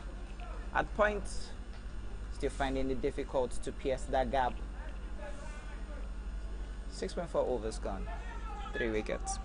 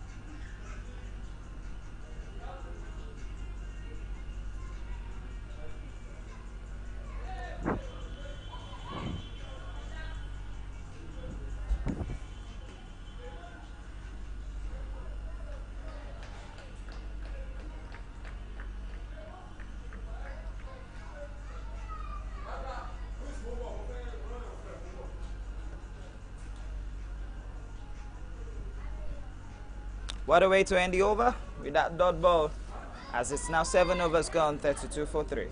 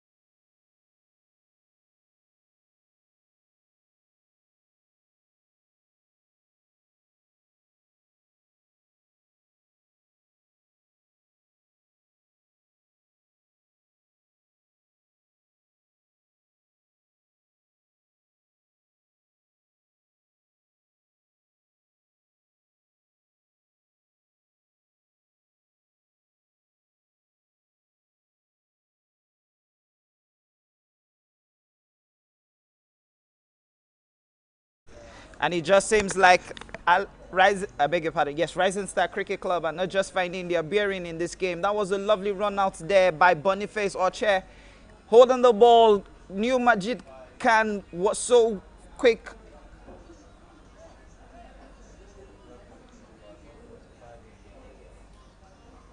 Seemed to actually miss that opportunity after playing a shot straight to point.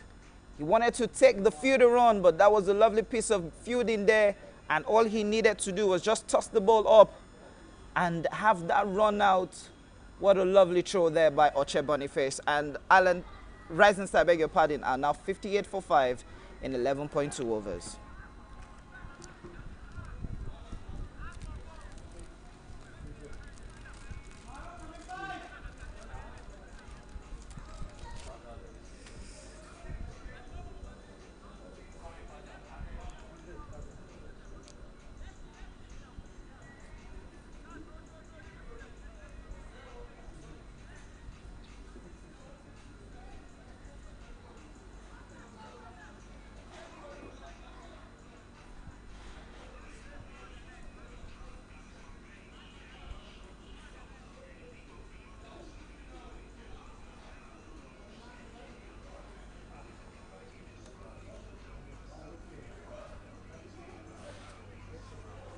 And it just seems like Rising Star, why am I just calling Island Titans? Maybe because of the fact that the 5th of next month is a blockbuster. Shehu is right here with me on the comms box, but he's trying to reminisce on what happened earlier. But interesting to say that despite the way the Super 6 has gone, Shehu, I must say that off the mic analysis at which you and I have done has actually proven to be right. If we were soothsayers, we probably would have been making extra cash off here. Lovely square cut straight towards fine leg where Okpeyemi Abdul Rashid were to cut off that ball from, I beg your pardon, that was third man because it was a left-hander. Yeah, so he cut that off from going to the boundary. Sure, we said it from the very first day that the Super 6 started when Ibeju defeated GCI. We thought it was going to be an Ibeju's trophy, and all of a sudden the game just changed after after FCC defeated Ibeju Lekki Cricket Club on a Sunday. Now, on a Saturday, which was last week, lovely shots, but fine leg picks that up. On a Saturday last week, we thought Government College Ibadan Old Boys was going to win the league, but Federal Government College Warri Old Boys Association took it away from them. Now, earlier on this morning, we thought it was a game for Ibeju to win, and Island Titans just took it away again. Cheo, on Sunday is the main one. Island Titans has defeated FGC Warri once. Island Titans has done back-to-back twice. Do you think Lightning can strike thrice in this Super 6 in favor of Island Titans?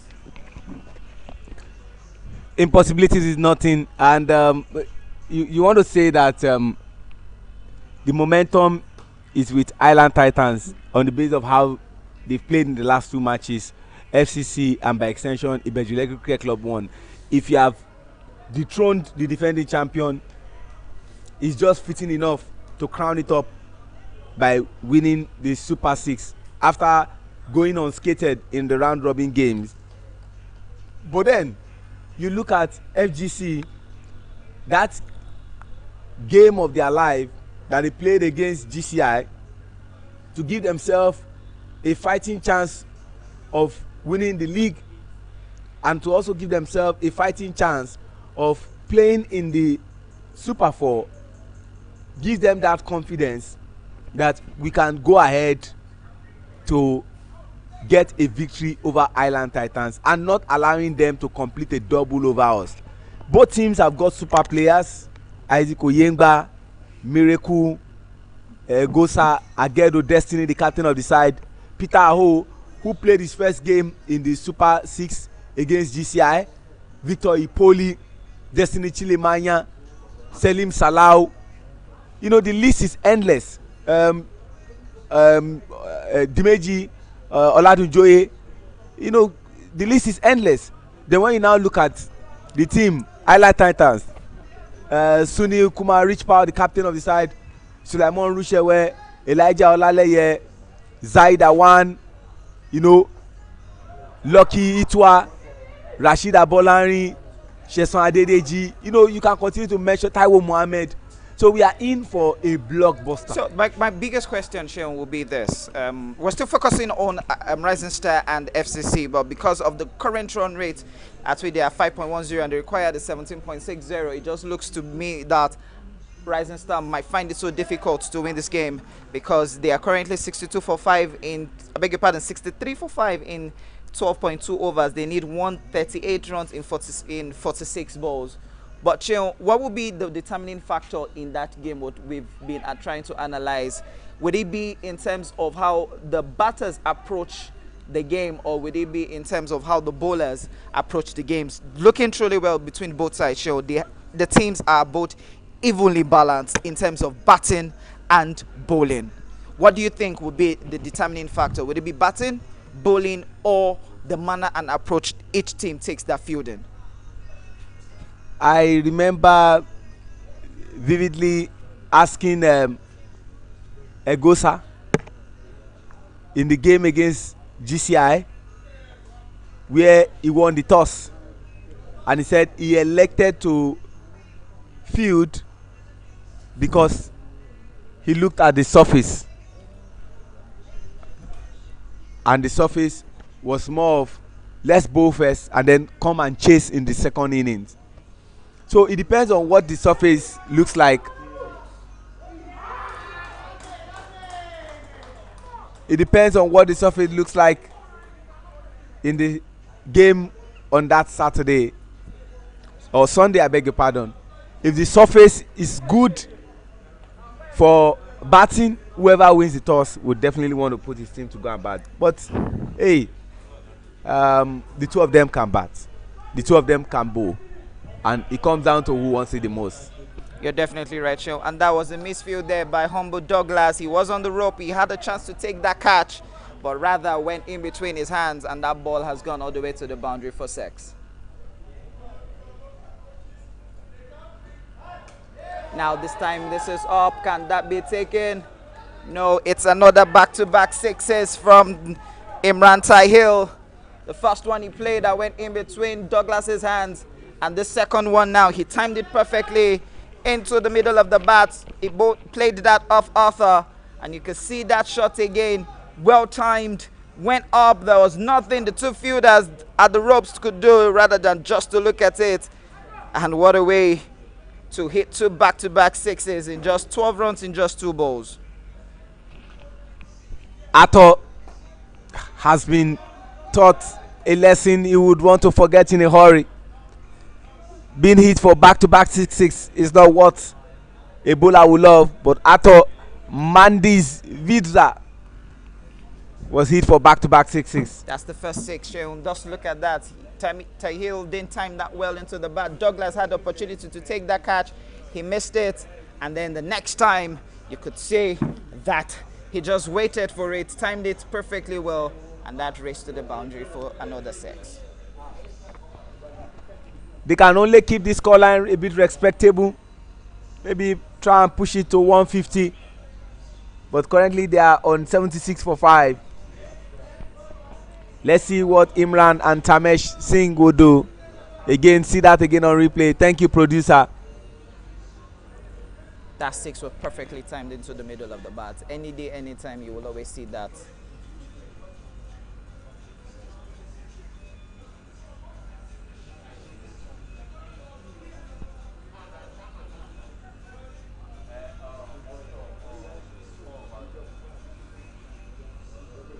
Douglas Humble into the attack from the Court of Appeal end. 76 for 5, 13 overs gone. Last 7 overs of this game is what we're about to witness.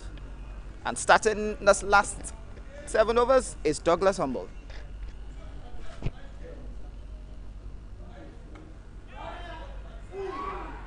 Oh my word, that was a drop catch.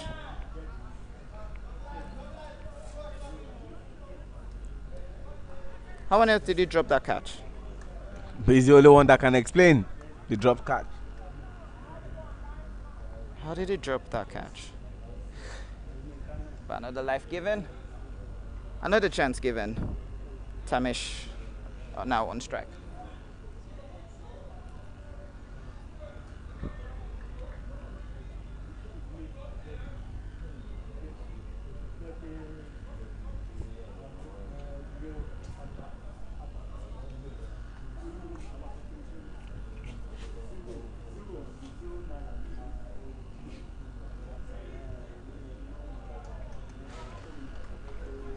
Good comeback there by Douglas, keeping it on the first stump.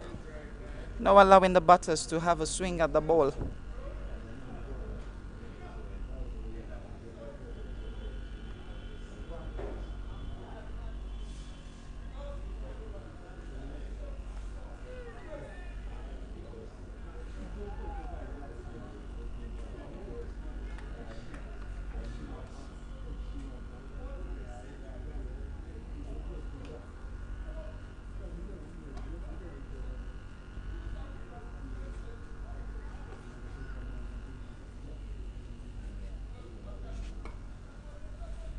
Single will be taken.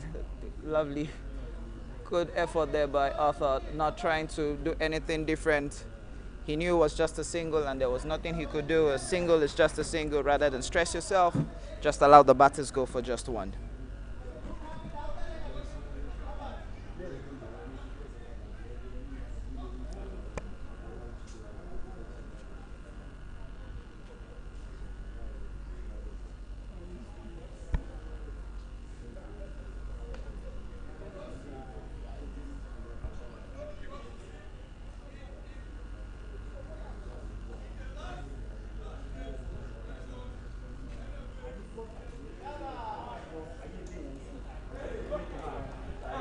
Misfield there by Okpeyemi, allowing the ball to go to the boundary for 4. This is not what you want to start saying from a fielder. Forget the runs. You want to win convincingly, not to lose it this way. Tahil hit that ball perfectly, timed that, and Okpeyemi couldn't stop that. That has raced again all the way to the boundary for 4.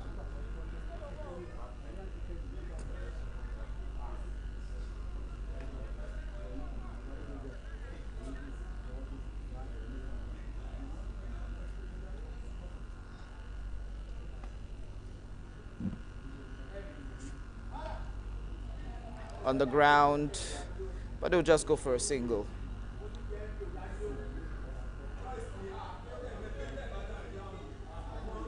What will be interesting to see here, Shane, will be to see Rising Star Cricket Club playing out 20 overs, despite the fact that they have to chase 200 runs on the board. But the only thing they can do is just to play out 20 overs and not lose all their wickets. And that single. And that ball has brought us to, yes, that single has brought us to the end of the over, as it's now 82 for 5 in 14 overs.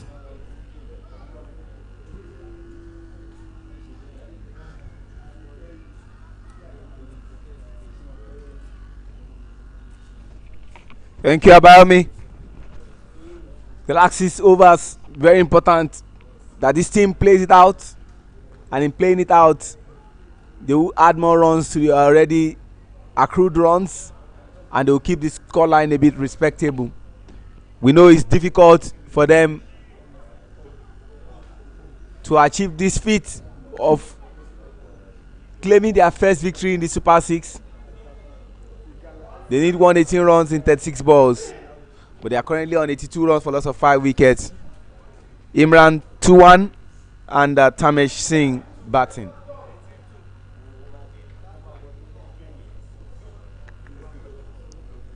Emmanuel Boniface into his final over.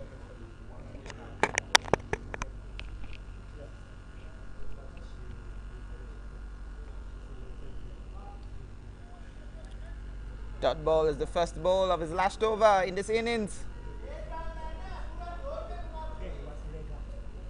Pavilion has gone all quiet. The only people at the pavilions now are Rising Star Cricket Club. Goes big, goes high. Can that be taken? That's a chance for him to take. Allows the batters go for a comfortable single.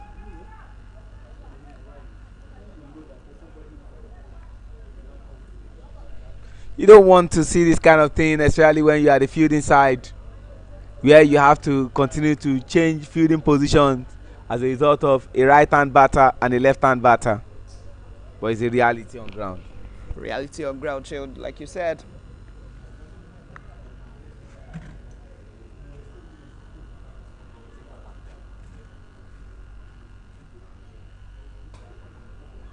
On the ground towards the onside, mid-wicket, deep mid-wicket picks it up. And a single.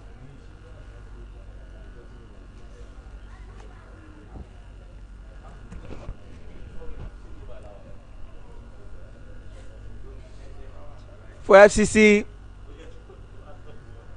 this is their final game in the Super 6. And they hope to come back bigger, stronger and better. This goes for maximum. Nothing. This goes for maximum. Lovely 6 by Imran. Striking that ball so well. Pride is all that is at stake now for Rising Stars Cricket Club. And for FCC, this is the last game for 2023-2024 season.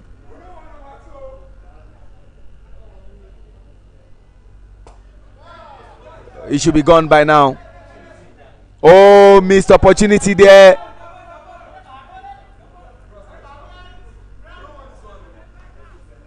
Missed opportunity there by Salisu. That was a catch in the offer. That was a catch to be taken. Just look at that from the replay again. Perfectly timed by Tahil. Just look at that. That was his fielding, his positioning in taking that catch says it all. He went sideways instead of him going straight, and there was no way you could take catches like that. 4 runs any day, anytime. Very, very good played by Oche has to forget his final over of his. It was quite expensive, giving away 13 runs in his final over. But more importantly, the 15th over. 5 more overs to go. And very important that Rising Stars Cricket Club must play out the overs. At this point in time, they'll be looking at just probably scoring 120 or 130 just to close up that gap, because they know that they need to have a very good record of themselves in bowing out to the Super 6. And after the end of 15 over show, it's 95 for 5. Tamesh Singh, 11 balls faced, scored 9 runs. Imran 2-1, 23 balls and scored 37 runs. 13 shots of scoring half century. And if he does, it will have meant that today we had 5 people score half century. If you take the 5 times 5 is 25, which means already 5 players had put up 250 runs in combination. And if you're going to really look at the total number of runs being played in just today's game, is technically the highest in the 2023-2024 Club Cricket Committee Lagos Cricket League. That first game was a perfect advertisement for what you see in the Tata IPL, which is in the 17th edition, and I'm feeling for Mumbai Indians. Things are not going according to plans. Hardik Pandya, but it's a sharp contrast to what you see from Rajasthan Royals.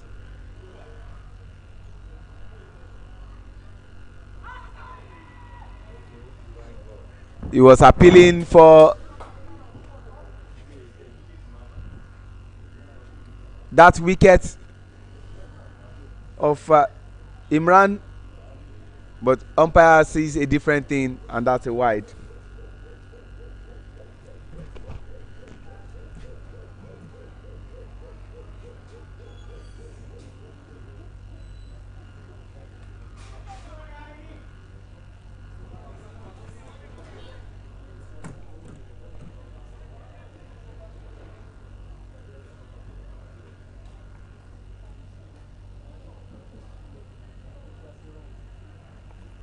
What they require at this stage is 21 runs per over.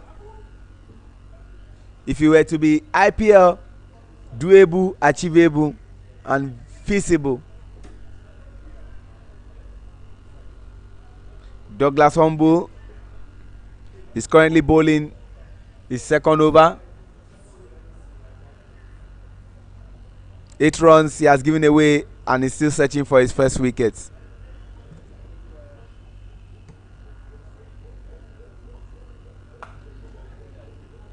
That will race for 4. Unfortunately, the fielder was undone by the change of trajectory of that ball on the pitch. The replay says it all. See that ball changing direction to race for 4. 97 for 5.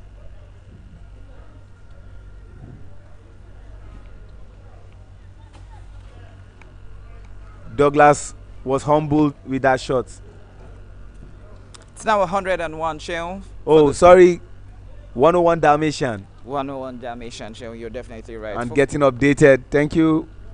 15.3 overs gone. Looks like if this duo play out the 20 overs, we can be getting some decent score.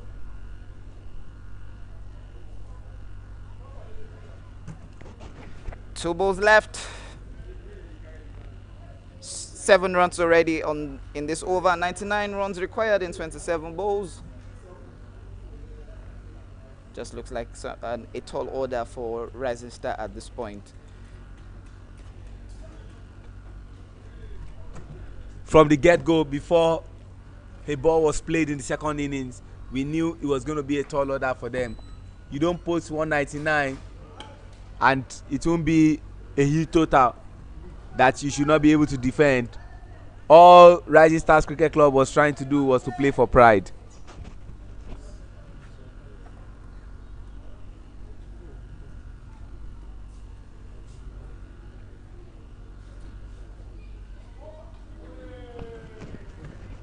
Intelligently bowled there by Douglas Humble, and a swing and a miss.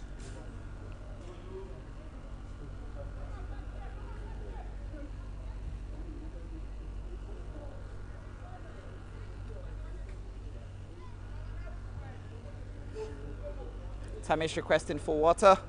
I don't think any of his teammates actually saw that, because at the back of at their tents, they just seem to have given up already. The only set of people left in the field are actually the batters who are yet to bat.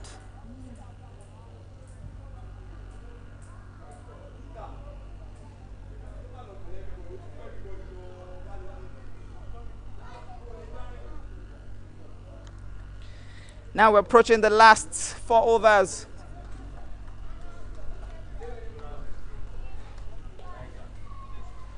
Jersey number 44. Saturday Elijah will be the one bowling this over, which will mark the 17th over before we get to the last 3 overs. 4 overs left in this game to end the last game of today. And all attention will be fixated on next week, Sunday, where 2 matches will be played also. Effort in futility, ball race for 4. But that second game in the afternoon would definitely look like an inconsequential game, because all that matters will be that first game where Federal Government College Warri Old Student Association will be slugging it out with Island Titans Cricket Club for a battle of who wins the league. Yes, you're right, Shane, for the battle of who wins the league. And at this point in time, 94 required, because the required run rate has just gone to 24 runs per ball. Slower ball, dots ball. Give it to FCC. The captain, David Ankra, led the pack, doing justice from the set go.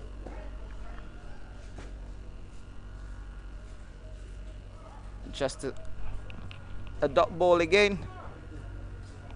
About me, just very quickly, two teams that are ruining that force majeure that happened to them. Ibejuleki Cricket Club won, the former champions, because currently they have been dethroned, but waiting for an official confirmation on who have dethroned them. Is it FGC or Island Titans Cricket Club?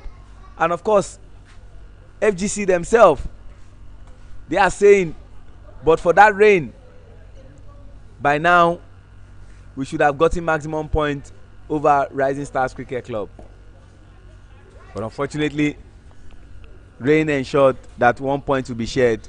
That extra 1 point has something that it will do to a team, not also forgetting the net run rate that will get improved on the log table. You're definitely right, Sheo. So no matter what situation happens in that game, if both Island Titans and Federal Government College Warri share the point, Island Titans will be crowned victors. If Island Titans win the game, they'll be crowned victors. If FGC Warri wins the game, they'll be crowned victors. Just to portray what you said, we're definitely going to be having a new champion in the 2023-2024 season. Elijah Saturday, Jimmy bowling on a Sunday. One of the best batters today. Second best to David Ankra, who in recent times have not been bowling owing to injuries.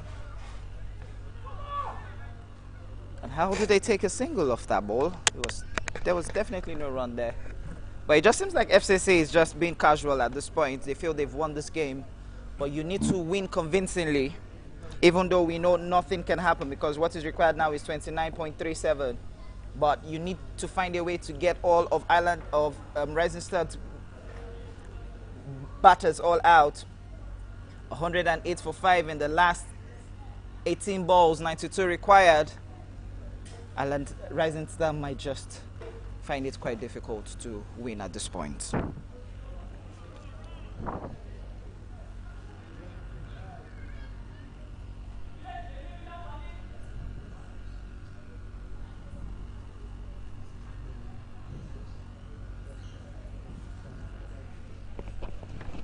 And the two batters are dehydrated, but what they don't want is super hydration, and it's on that premise they had to request for water. Tamesh Singh, who has faced 17 balls and has scored 19 runs, and Imran Tuan, who is just some 11 runs short of scoring an half century after facing 29 balls. They need 92 in 18 balls. If Imran does score a half century, at this point in time, I must say big kudos to the ground staff in terms of Mark and Abu for creating a batting track. I think they must have watched a lot of IPL, the Tata IPL this season, knowing that truly well the batting track is what the Indian ground staff did prepare. And I must say, apart from the fact that the only low-scoring game was between Rising Star and Foundation Cricket, beg your pardon, Island Titans and Foundation Cricket Club. Every other team shown has surpassed 100. I must say that it's really been a very good surface, a very good batting track for this team. Straight Arthur drops that, and the batter has another life. I beg your pardon, has another chance to go for that.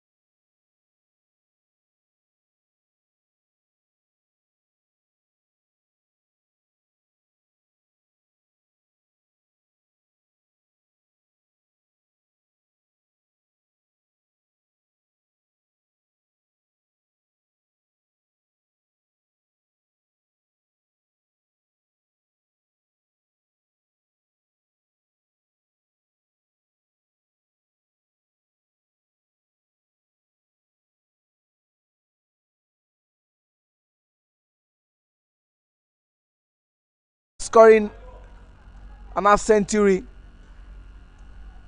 failed to get to that desired goal.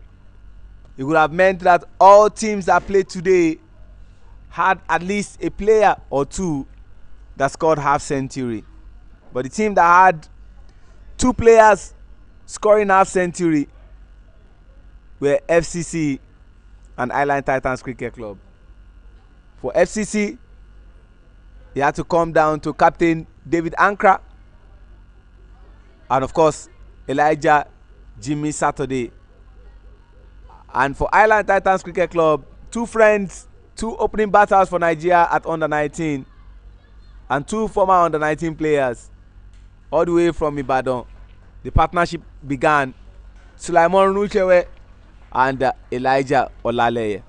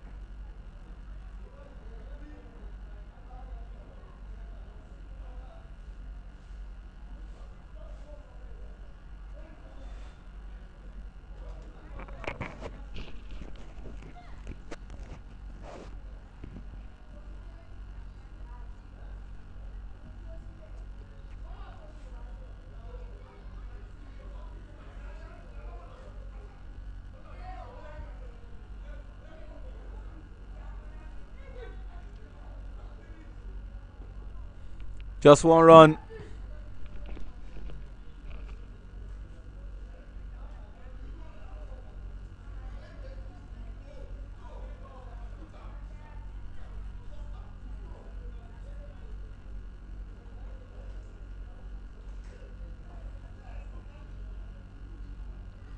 And they'll be saying to themselves, at least we crossed the 100 mark.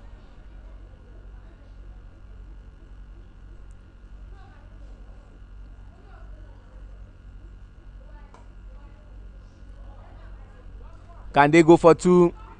Usually they are lazy in going for two, but they proved me wrong and it's eventually achieved. Assignment is now for Tamesh Singh to continue to soldier on what looks more like game set and done for FCC. In comes Shah Shahil. At some point in time he was hit for 6-6. Can he replicate that while batting?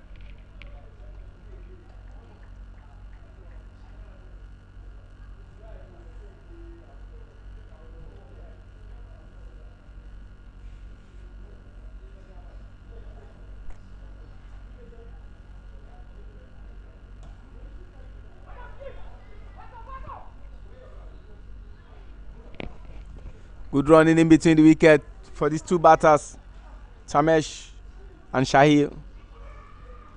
We are in the penultimate over.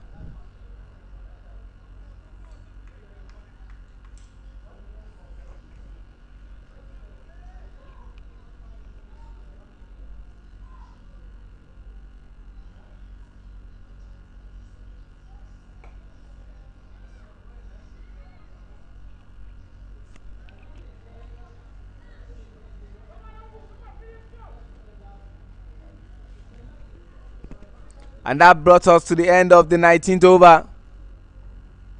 I have never seen this before, that you require 83 runs in 6 balls. Who will do this? Inordinate ambition, daunting task, huge mountain to climb for Rising Stars Cricket Club. There's no way they can rise above that 199 that was scored by FCC in the first innings. Required run rate is 83.00. Very quite funny to say that. I don't see Rising Star coming out of a victory of this. There's nothing they can do about it. And what a way to end the game will be Douglas. Tamish going big, going hard. That definitely should go to the boundary for 4. This is coming too little too late. You could say that again, but the more boundaries they put up would make the scoreline look a bit respectable. I believe if they can score 120, 130, they will be inwardly happy with themselves.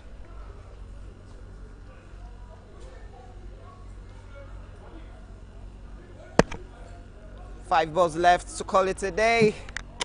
In the second game, which seemed to be a one-sided game from the set go.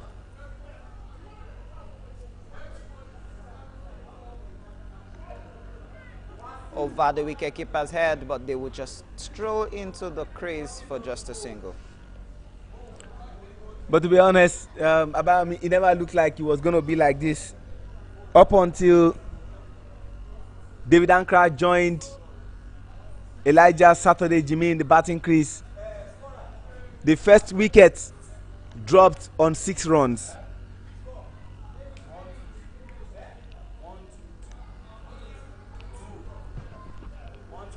.122 is on the board with 6 wickets. 6 wickets taken, 4 balls left. That's a very good ball. 3 balls left.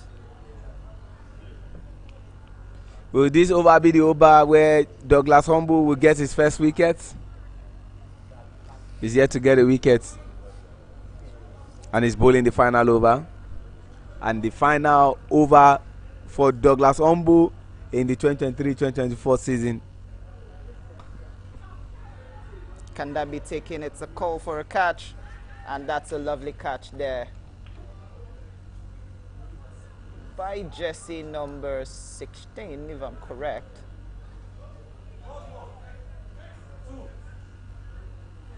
Let's see that again from the replay. Was trying to go big. Ango did well, but that didn't just go much higher than he expected. And that was just within the 32-yard circle. 7th wicket dropped. 122 for 7 in 19.4 overs.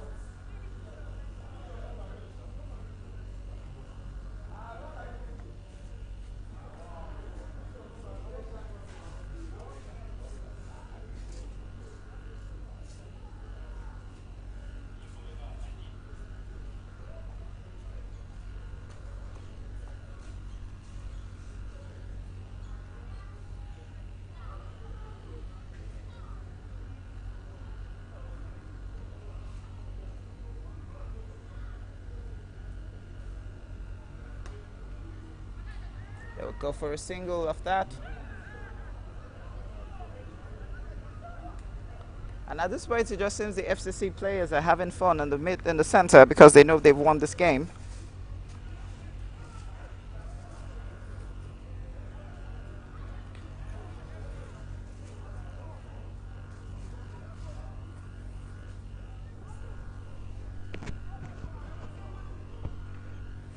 Majid Khan is the new batter in that center.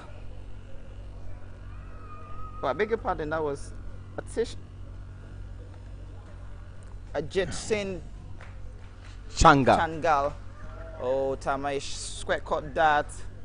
That would just be a single, and that single will bring us to the end of today's game show. It's a game won by Foundation Cricket Club.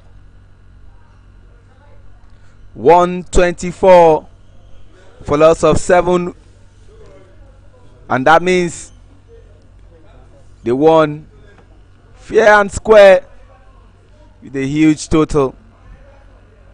They will have hoped that this victory takes them to Super 4, where they can rejig, restart, and re-strategize for the Super 4.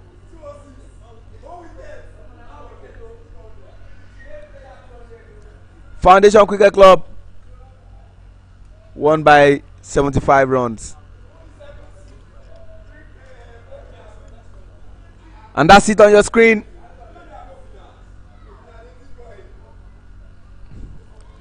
FCC having that brief meeting where they said captain should lead them, and here is the match summary. Foundation Cricket Club 199 for loss of 3 wickets in 20 overs. David Ankra 109 not out in 50 balls. Elijah Saturday Jimmy 71 runs off 58 balls. Abubakar Salisu 4 in 4. Quite funny. And for Chimezie Onzulike 1 wicket for 23 runs after 4 overs. Tamesh Singh 1 wicket for 36 runs in 4 overs. Majid Khan had no wicket at all, considered 28 runs in 4 overs. And for Rising Stars Cricket Club, Imran Tuwan 42 runs off 34 balls. Tamesh Singh 30 runs off 25 balls. Femi Oduyabo 18 runs off 16 balls. And for the bowling, Abdurrashid Abdurrahman 1 wicket for 16 runs in 3 overs. Emmanuel Oche Boniface 1 wicket for 27 runs in 4 overs. Ato Mandis Vidza 1 wicket for 28 runs in 4 overs. And Foundation Cricket Club winning by 75 runs. That's the size of today's package. First game ended in a 7-wicket victory for Island Titans Cricket Club over Ibejule Cricket Club 1 to dethrone them. And this other one ended in favor of Foundation Cricket Club. God willing, we take a break and we shall come back bigger, stronger and better for the final game of the Super 6. First game, we see Island Titans Cricket Club versus Federal Government College Warri Old Sensation for battle of who wins the league title. And later in the afternoon, Rising Stars Cricket Club will play against Government College Ibadan Old Boys Cricket Club. Shout out to our tournament ref Yemi Adegola, our 2 umpires, umpire Sukomi Odedele and Wale Adekoya. From my strike partner in commentary and my partner in crime when it comes to commentary, Abayomi Ayonusi, to you who have taken time out to watch the 2 games, we say a big thank you to you guys. My name is Seun Ajidagba. God bless you and have a productive week ahead. Bye for now.